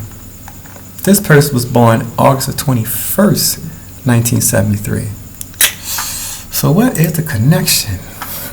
August 24th? What is it? August 21st? I get it. Let's look at Chappelle. He seemed like a nice enough guy. Don't you like Mr. Chappelle? We all like Mr. Chappelle. So, there he is. Look at that guy. Don't you just love him? I know what happened to him. I remember when he used to look like this. But I digress. We like this guy, Mr. Chappelle. Let's look a little bit about his information. And let's look at that date of birth again, because I'm sure there's something in the date of birth that we're missing. August 24th, 1973. So, according to my algorithm, which is bad than a motherfucker, why don't we ask what happened 13 days before? Famous events on, he's born August 24th, 1973. So 13 days before that, that's 13 years, August 11th. August 11th. 1973. Boom. Let's see what happened that day. What happened August the 7th? What happened on August? I'm sorry.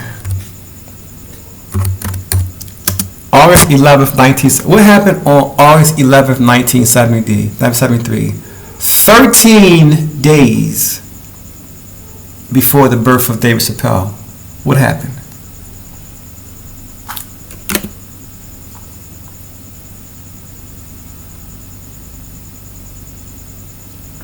What happened on this date? Man, what happened on this date? Does anyone know what happened on this date? Does anybody know what happened on this date?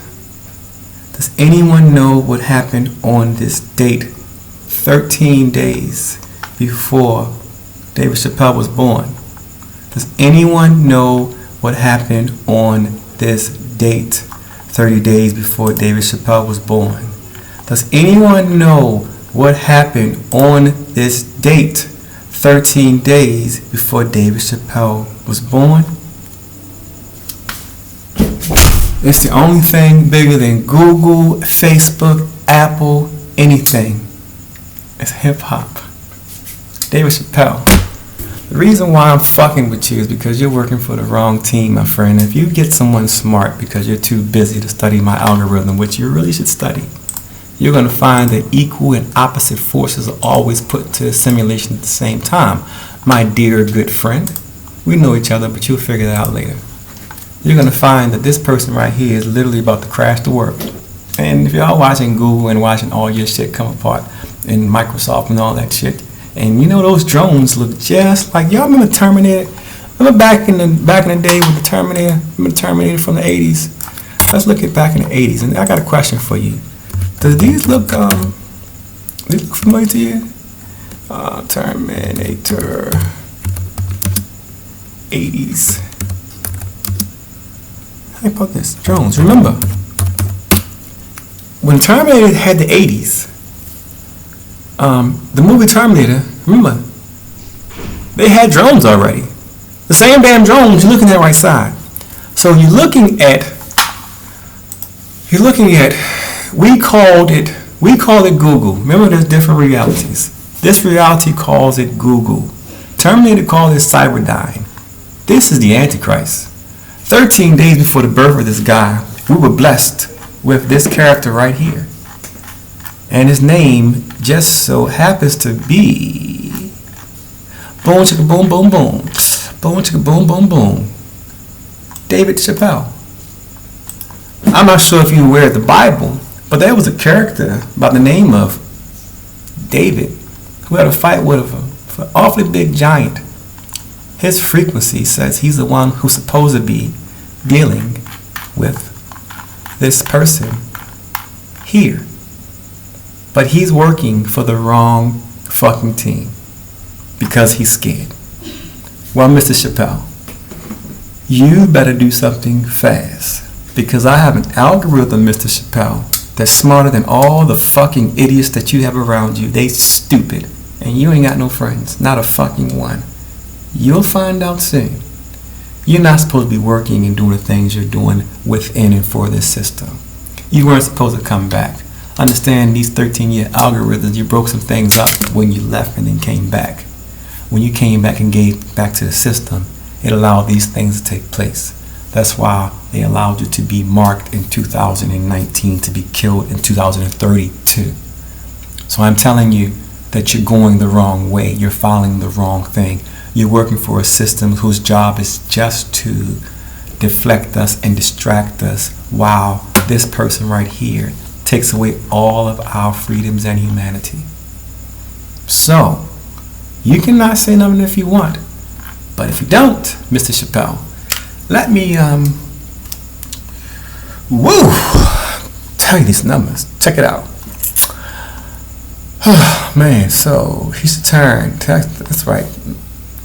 13 years. That's why you hip-hop. David Chappelle literally is hip-hop. The biggest influential force is hip-hop. He came in to combat another force that was here. So hip-hop is the strongest. Anything stronger than that, what can you even compare to it? Nothing. But Mr. Hip-Hop, whose name is in the algorithm because of his birth date, is working to distract you when he needs to be out there telling you about this guy named Can You Dig It? Understand, it's the most powerful thing in the world. August 11th, 1973. David Chappelle is supposed to be working against the devil, but instead he's working for the system. He has the power of hip-hop behind him. David Chappelle has the power of hip-hop behind him because the only thing bigger and stronger than hip-hop is the devil. They gave us hip-hop to fight against the exorcist. A force was released here where you gave all your energy to the devil. But then the message got corrupted. Hip-hop was supposed to defeat the devil. The message got corrupted. There was a gentleman born 13 days after the birth of hip-hop by the name of David and Goliath Chappelle, who's supposed to be doing something different, but he's feeding fear. While he keeps feeding fear, they about to take a big ass bite out of his life. Because what you don't want to be is fearless. Because when you lose your children, like I know a guy has, he stops fearing things, and that's why he can go into Mexican jungles, and why he can fight cartels, and why he's in a plane fighting 7 people by himself. Because once people take your children, what the fuck you gotta fear? And there's no way you want to be. So, ignore me. Do nothing. But, man. So, I'm not trying to scare nobody. Well, I don't give a fuck. I don't care. I'm just disgusted. So, let me say this in closing. There's rules to this game. This young lady right here, crazy. She is the daughter of the former president of Angola. Her father was not a very nice man, and he was not a nice man. He's a very brutal dictator. This is the daughter. She's the richest woman in Africa. She's worth like $3 billion. She's like the richest woman in the world for a long time. Her, and she is rich because of oil. Okay, oil. So here's how it works. Now I know you think these things aren't connected, right? And remember, all these things keep happening because of energy and power. They're switching over to oil, right? They switched to oil last time. Now they're switching to something new. But she makes her money. Let's check it out. I'm about to end this, but I want to give y'all something very, very fantastic to look at, and I think you'll think it's. I know you're going. Well, just call it a coincidence because we're just gonna call all this thing that keeps happening just a bunch of coincidences because hey, I couldn't have possibly found nothing in academia I couldn't found because they're God. They get to tell you that something is dead. Like a doctor has to come and tell you you're dead. Like if you're not dead, like if you get your head cut off, you're not dead. A doctor come in and then say, hey, now you're dead because the doctor's God.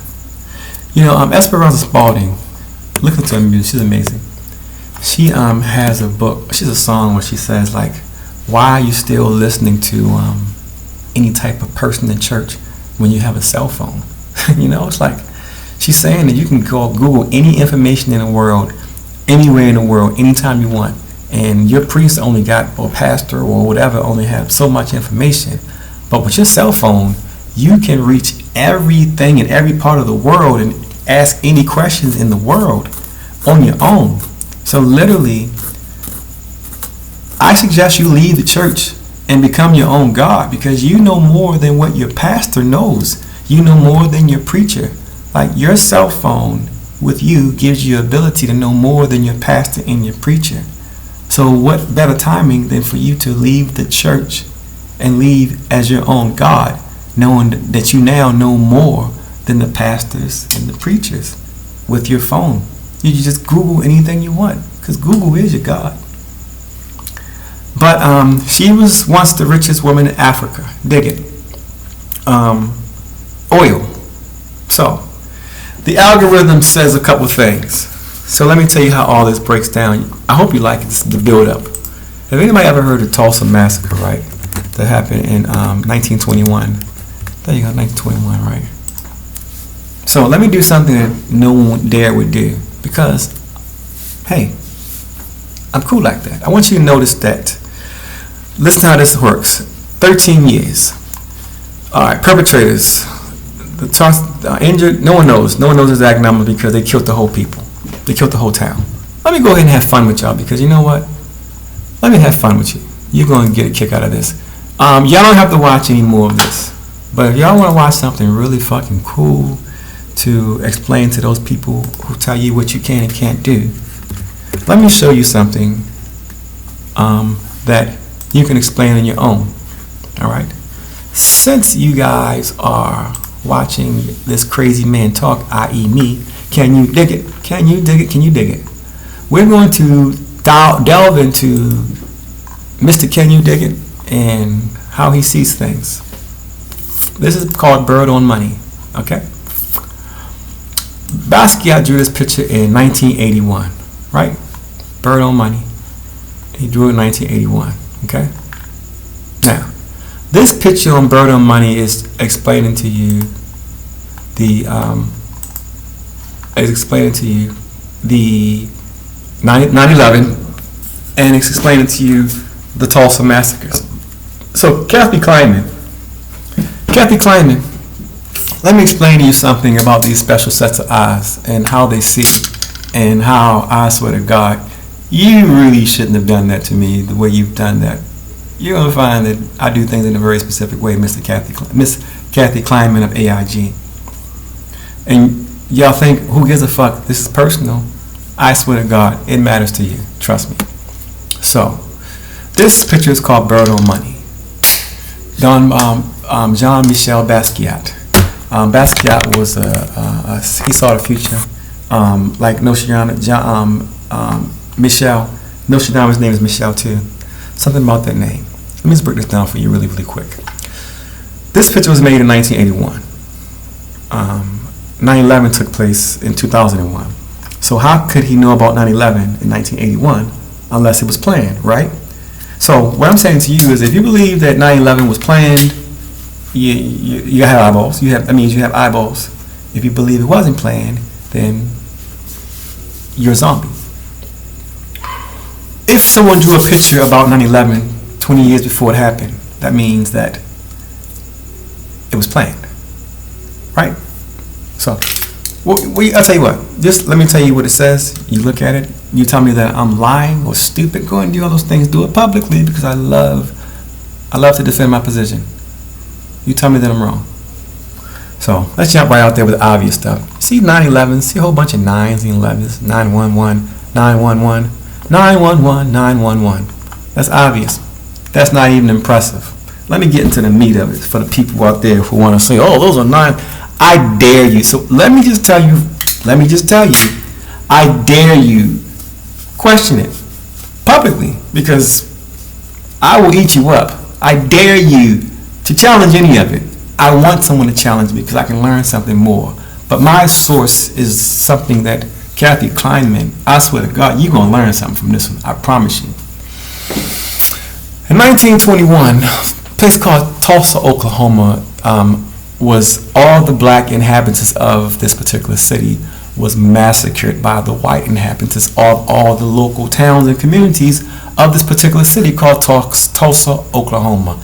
Kathy Kleinman, you're a racist piece of shit, and your name is Kleinman. Don't you realize that Kleinman, you don't realize that the reason why the people call the word Kleinman is because of you? Is anyone not noticing that Philip Hoare sold out blindness? Y'all don't realize that these people got named by somebody, and this is a simulation. We've done this again. They're calling her Kathy Kleinman. You're calling this guy Howard Monster. The guy I'm dealing with, his name is Meinster. He's going to turn into a monster. People don't realize I named you fools. But you'll figure out in a little while. Tulsa, Oklahoma, 1921.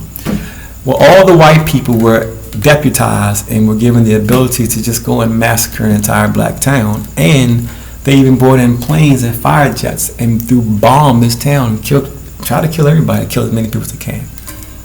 So, 1921, Tulsa, Oklahoma.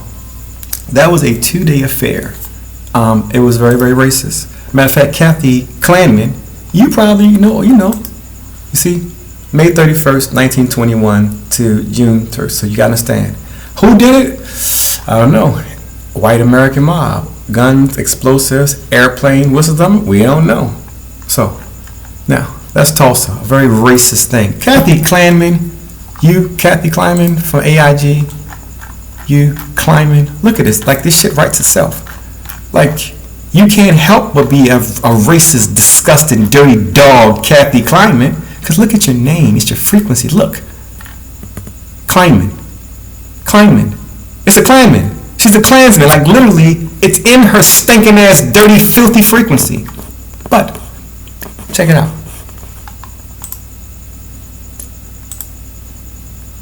Tulsa Massacre. So, what happened as a result of the Tulsa Massacre? Well, it happened in 1921. Why don't we do the algorithm and say, well, this is a fucked up event that nobody did anything about. This was a big soul harvest event nobody did anything about. Why don't we add 13 years to it and see what happened to Tulsa 13 years after 1921?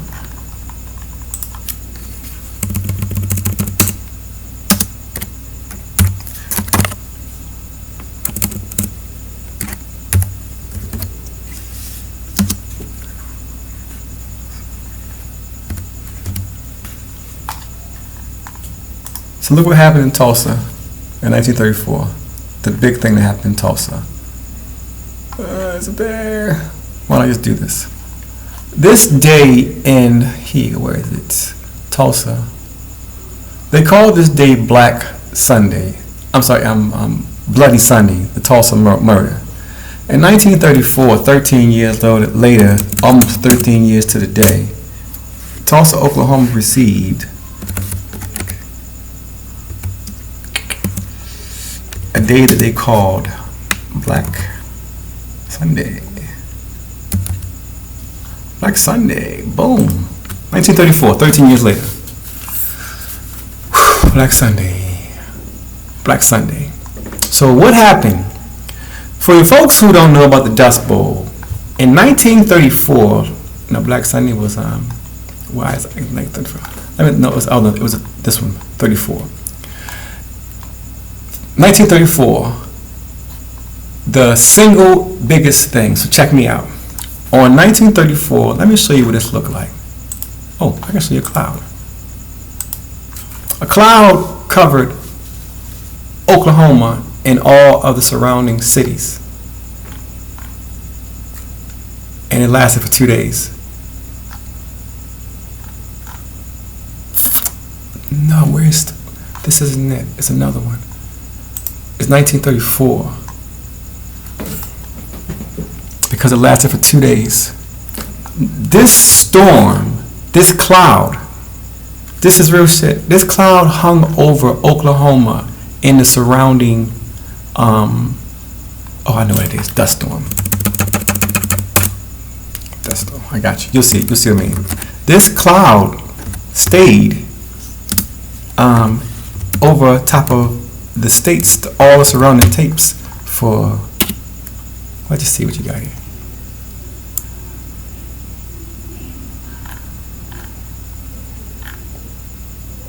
Okay, this is it. This day here. I don't know why.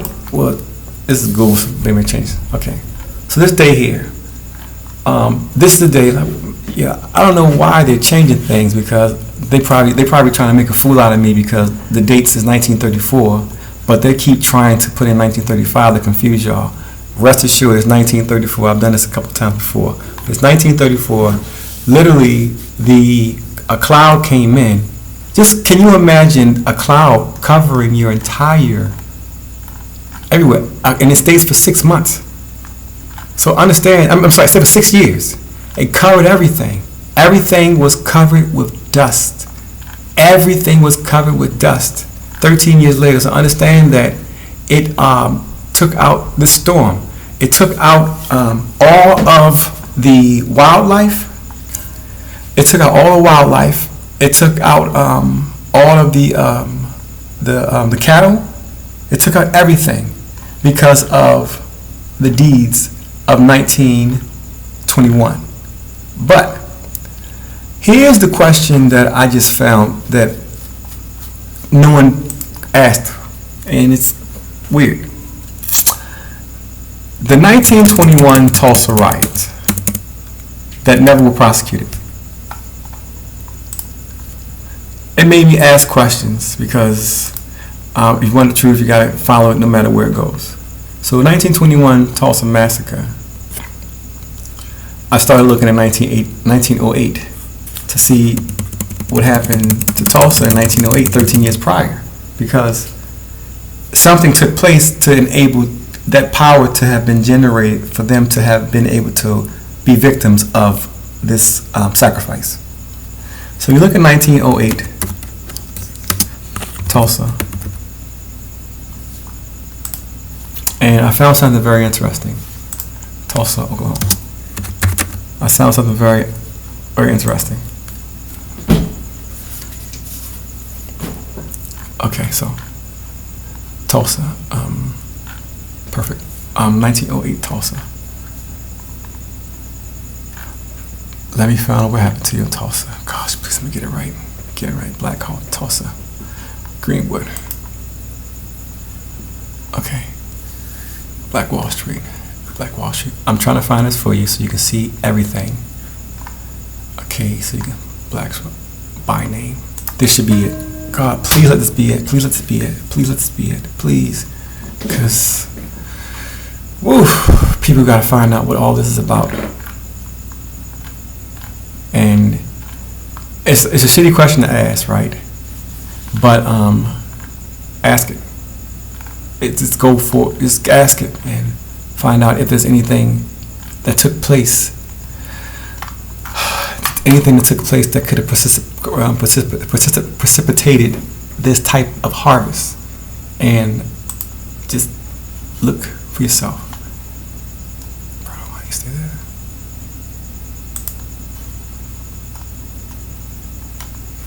I'm sorry, please be patient with me, because I promise this matters.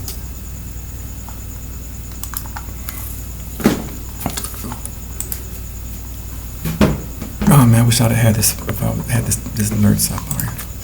Tulsa.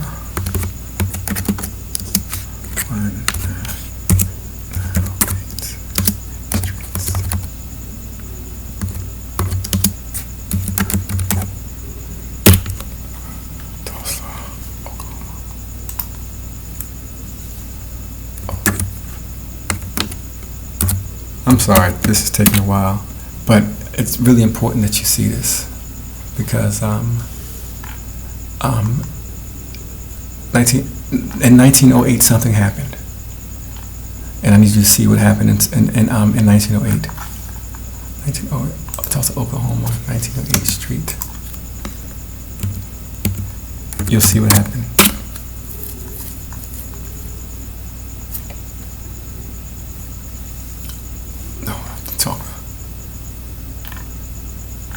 Street naming system issue patent 1908. Street Tulsa naming system patent. Okay, household internet of 19. I'm trying to show this to you because what I'm trying to show you is in 1908 something happened in Tulsa, and the folks who founded the city, the people who founded the city of Tulsa, did something in 1908 that I believe was their damnation. And if I can find it for you, it really matters if I can just find it for you.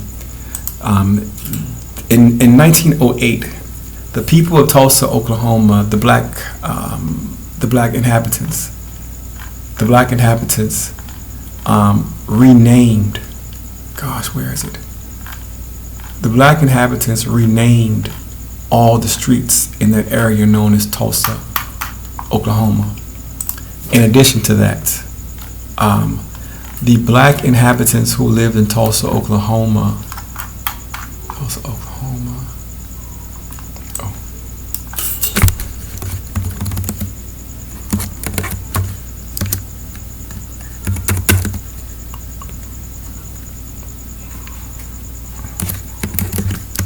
Oklahoma 1 Street.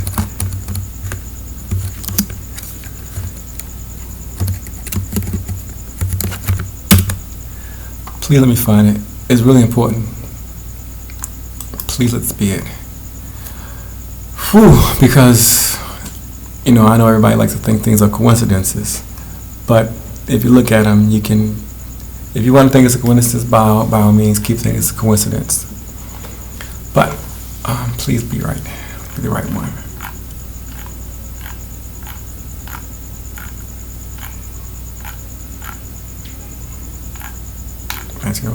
Come on, 1905, 1908, 19, isn't it? The Williams family's collection open Dreamland Museum, 1908. Damn it. All right, I'm gonna find it for you on another one, but let me get back on this for you and help you out real quick. Okay, this picture is called Bird on Money. This is showing us September 11th, and it's showing us a couple other things of what's going to take place. So I already got you, let you know 911, 911, 911, 911, 911, 911, 911, 911. You're also going to notice this right here. This right here is shaped like the state of Oklahoma. Take a look at this. And you're going to see Greenwood. Greenwood is the place. Greenwood is where the massacre took place. So when you're saying Greenwood, Basquiat is explaining to you, hey, Basquiat is saying, hey, Greenwood, you look at the map, you're going to see this is shaped as a shape of Oklahoma. Right here, take a look at, right here, I'm sorry, you're going to see it again, Oklahoma, and this is Greenwood, this is what you're talking about in this movie, roots of Greenwood, okay? So, you look at this picture, and you see this thing right here, it's like a building almost, right? And then you look over here and you see a building right here. See?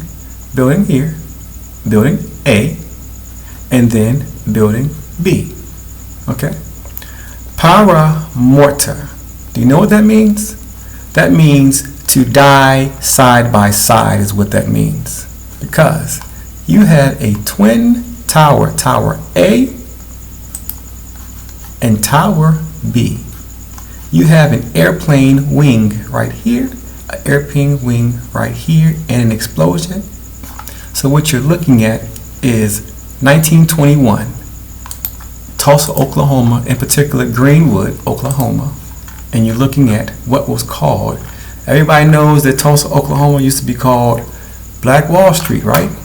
Well, 911 was New York City's American, whatever you want to call it, white Wall Street. So it's trying to tell you that 911, why is he talking about 9/11 in a picture drawn in 1981? Because he's explaining to you that this was a financial attack that took place. This picture is called Bird on Money. Bird on Money. It's money. So he's trying to explain to you that Black Wall Street in Greenwood, Oklahoma. Go look at your map. You're going to see this a map of Oklahoma. You're going to see that the Greenwood Massacre is here. Black Wall Street. You're going to see the 911, Twin Towers. That's also Wall Street. You see that plane here? You see that plane here? See that plume of smoke? See these things right here that look like peace signs? Well, that's Basquiat laughing at you, because when you see these things look like peace signs, this means that men are dying. So these are the people, and this is the smoke because they're talking about 9/11. They're talking about, see right here? See the little plane right here? You're talking about financial attacks. Bird on Money, Tulsa Massacre, and 9/11. Please tell me that I'm wrong. I dare you. Say it publicly. You tell me that this ain't a building A, this ain't building B, and tell me this ain't the wing of a plane, and that ain't the wing of a plane. And when you go and look at where the planes hit, look where they're positioned, and you're going to see they would hit exactly where he drew them at. How the fuck did he know that in 1981? Because it's all planned. And I don't know if he had access to the algorithm, but he had that in his painting.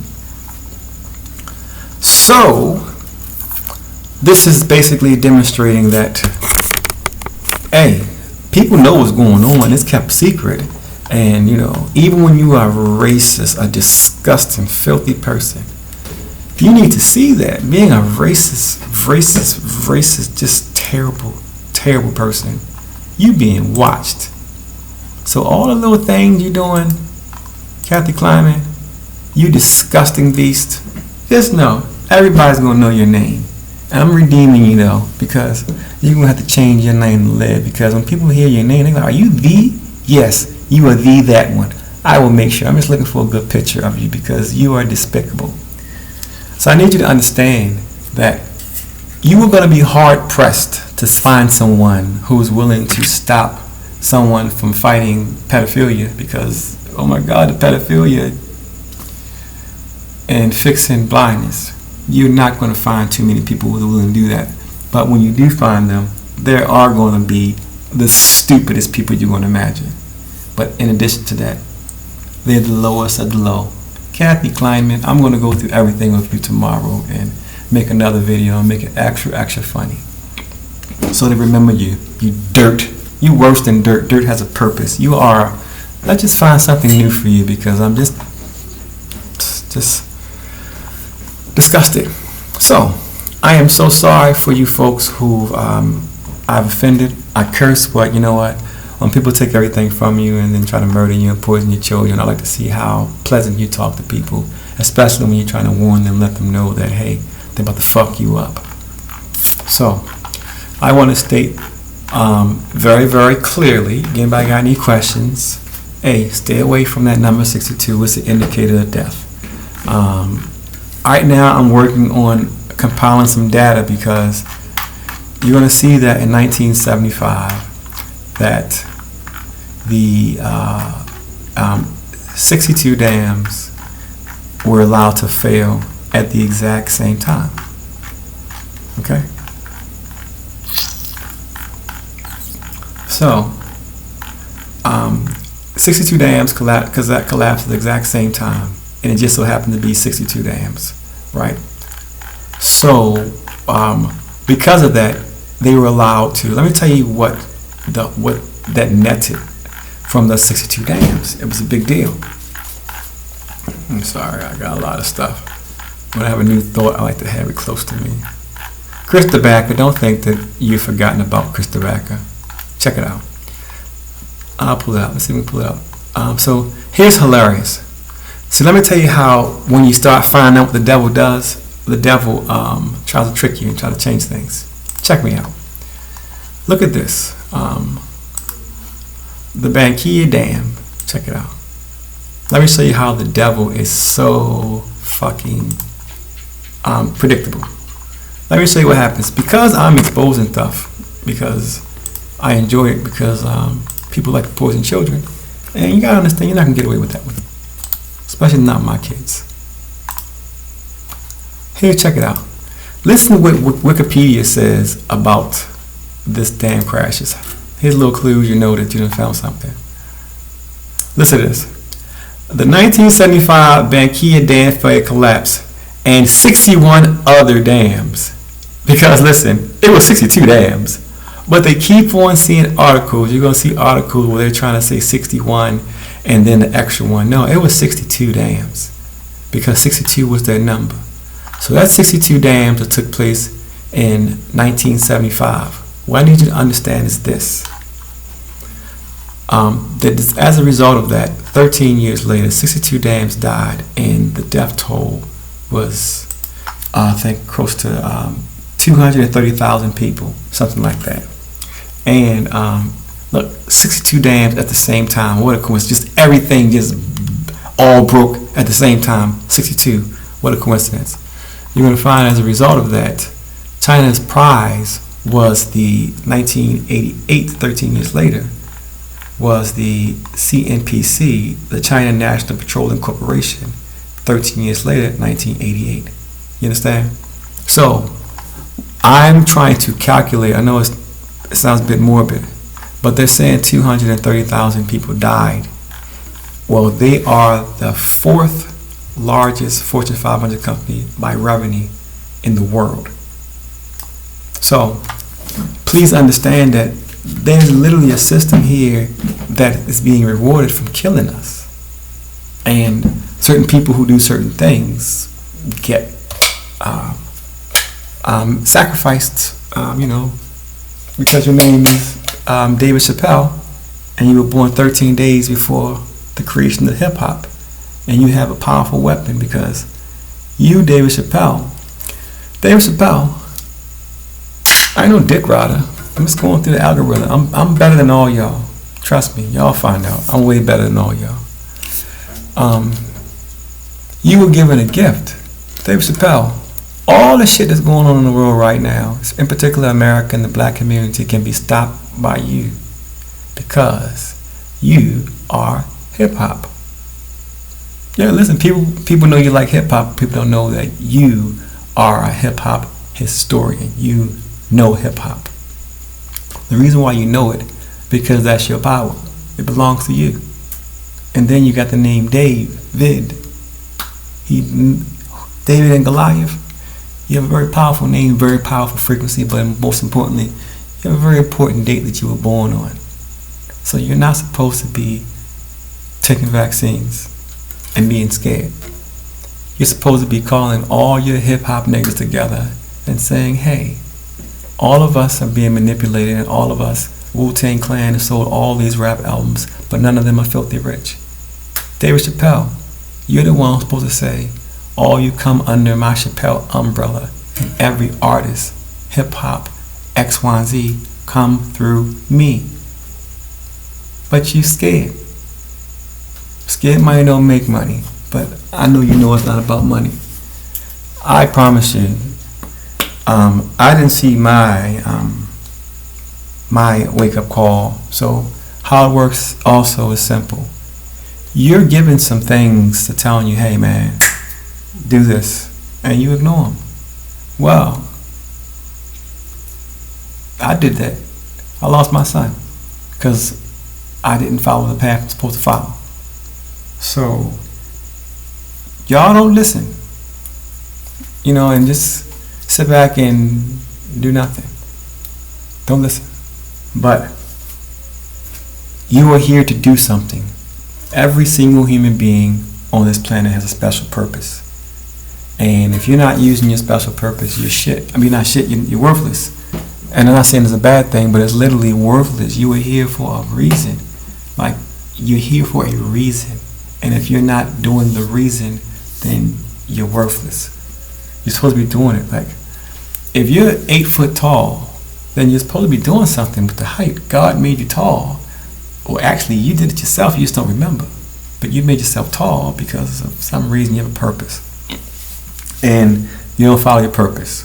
Well, just let you know, Mr. Chappelle, your dates coincide with the birth of the force that's supposed to stop the Antichrist. And what's crazy is you work for the same people as the Antichrist. And this isn't a religious thing. I'm not talking religious. The way that, and not talking from religious terms. I'm just talking about this thing that's going to take over humanity. Does anybody find it weird that, does anyone find it far-fetched that Google can take over humanity? No one thinks that's scary? They got all our information. Who has more information than Google? Well, they have so much information. You understand, when people have so much information, they start actually believing that they're God. And you did it. Now, here's the thing. I really hope you, David Chappelle, get some strength and bring the old David Chappelle back. Because, as crazy as this sounds, my shit is fucking sound. And I hate that it's that fucking sound. If you just step and be brave and take your gift, there's something owed to you. Every hip-hop head in the world, all of hip-hop, if you say all of you show up to my house in Ohio and we're going to do a Black Woodstock or hip-hop, everyone would show up. The whole world would show up. And you can give a message. But I've learned that all of y'all are cowards. All of y'all are cowards. I'm just so disappointed. Like, where are the men, like y'all? Like women shouldn't fuck none of y'all niggas. I couldn't imagine being a woman watching the world go around and y'all niggas just sitting around doing nothing, watching other men do shit. But, fortunately, the devil has a backup plan. So, the devil has a backup plan. And, I sure wish I didn't have to fight prison reform, blindness, and pedophilia, and keeping women out of prisons all by myself. It would be nice if somebody would decide to maybe stand up for something that's wrong, instead of telling me, stop standing up for something right. Well, listen, I hope y'all enjoyed this presentation. If it was too long, well, guess what? No one has to look at it. I am not trying to get fans. I'm trying to save your life. You don't like me? Don't listen. Honestly, I swear to God, I just want all of this to be fixed so I can get the fuck away from all of y'all. But I want to get the fuck away from y'all luxuriously. I want to live in luxury the fuck away from all of you, because all of you lost your way. And it's like, God damn, I hate the fact that I'm fighting for all of you ungrateful pieces of shit. So, all this is saying, you niggas keep your eyes closed, keep sleeping, and y'all gonna burn for just watching this. Y'all keep asking the questions, like people forget that in 1921, the culminating event in Tulsa, Oklahoma, that allowed for their sacrifice, which I don't agree with, was the land that they acquired was as a result of the Indian Removal Act. And in 1908, the founders of Greenwood, Oklahoma, changed all the street signs, and they put roads over top of the burial grounds of the natives who were there and lost their land because of the Indian Removal Act. I'm not saying the people in Tulsa deserved it. I'm simply saying these energies you can't kill energy. And when you do certain things, the energies reappear in another place. So, when you do these deeds, that energy has to appear somewhere else. And that's what took place. So, it's a never-ending cycle. And you understand that in 1975, when when all those dams collapsed in 1975, China dam, okay, 1975, 62 dams, understand. So what you need to understand is this: 1975 China. What you need to understand is this. What I want you to understand. That was the largest structural failure history in history. You understand? 62 dams in one. It's like, come on, this is crazy. One night, all of it happened, right? Well, 1975 dam failure. What you also found out about that 1975 dam failure is this.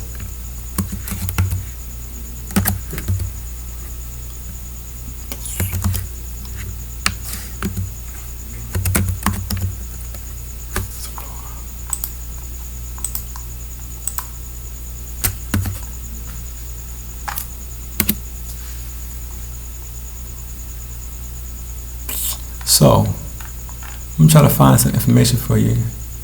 But for this dam and these failures, I need you to understand that there were tons of whistleblowers for this dam. There were tons of people coming forward telling them that this dam is faulty. Okay? And every time someone came forward, they were ignored. So, only a certain kind of people can do that, though.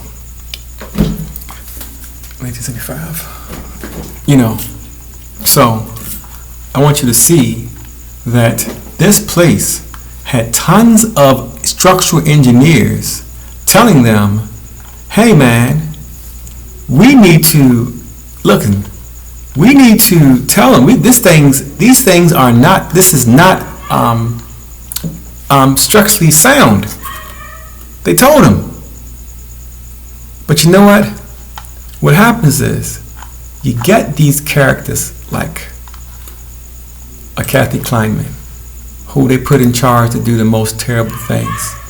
But understand that all these dams failed in 1975, 62 at the same time, caused a typhoon, just to get this. What thing is? Where's my paper at? Where's my paper? You know, China oil. They did all these things just to get the China oil. So I'll get an exact calculation very soon about what a death pays for. Like there's a calculation on how much you are worth, and you don't even know about it. And the worst part is you're not even allowed to choose your worth. So if they say you ain't worth shit, then like they say, well, a 13-year-old white girl, well, you're $600. Like there's a going rate for everything. You know, there's a going rate for everything. So let me get off this thing. Here you go. This woman here, Kathy Kleinman, you know, who keeps telling me I'm not covered on this date, despite the fact that all of my paperwork says 3/13/2020. You know, but this one disgusting, filthy, disgusting woman is stopping worldwide blindness. Her job is just to stop worldwide blindness. That's it. That's her job. But remember, the same way as people around telling them, hey, these jams are not sound. You know, it's not example. This ain't going to crash. And it did. You know, it did. So, because that person was ignored, because you have people like Kathy Kleinman, what's taking place is this, which we're set up for. This here is a Three Gorges Dam. Understand that this dam is scheduled to collapse and to be destroyed, whatever. And son of a bitch. This dam is scheduled to be collapsed on 2045. And it can only happen if we allow it. Let me show you how big this thing is. It's massive. They say it's so big it changed the earth tip. Look at this. Listen, so earthquakes and shit happen, and they keep saying that it's safe, but it's not safe. If this dam collapses, 500 million people die instantly. Now you probably ask yourself a question. Why would you build a dam to hold back water that if it failed, it killed 500 million people? The reason why is because they didn't have a choice. So the government built it, and they gotta live there. But that dam is scheduled to be blown up in 2045, says the algorithm. So maybe I don't care, maybe you do care, but hopefully you guys get brave. And the alternative is a lot worse than being brave, I assure you. But I'm exhausted. I've talked too long. I just want to get this information out there. I hope this eases the mind of some of you folks. I'm not sure, but can you dig it? And I hope you learned something, and I hope you heard something you haven't heard before. And I'm going to do a couple more videos because I'm going to go very detailed and in depth about this prison abuse, because that's important. And I'm going to explain to you Kathy Kleiman and Roberta Gatewood. I'm almost finished with her. I'm just waiting for a picture. I've reached out to people trying to get me a good picture of Roberta Gatewood, because you need to see her face, and I need to explain to her that she's despicable. And honestly, what you gonna say when you see your mother?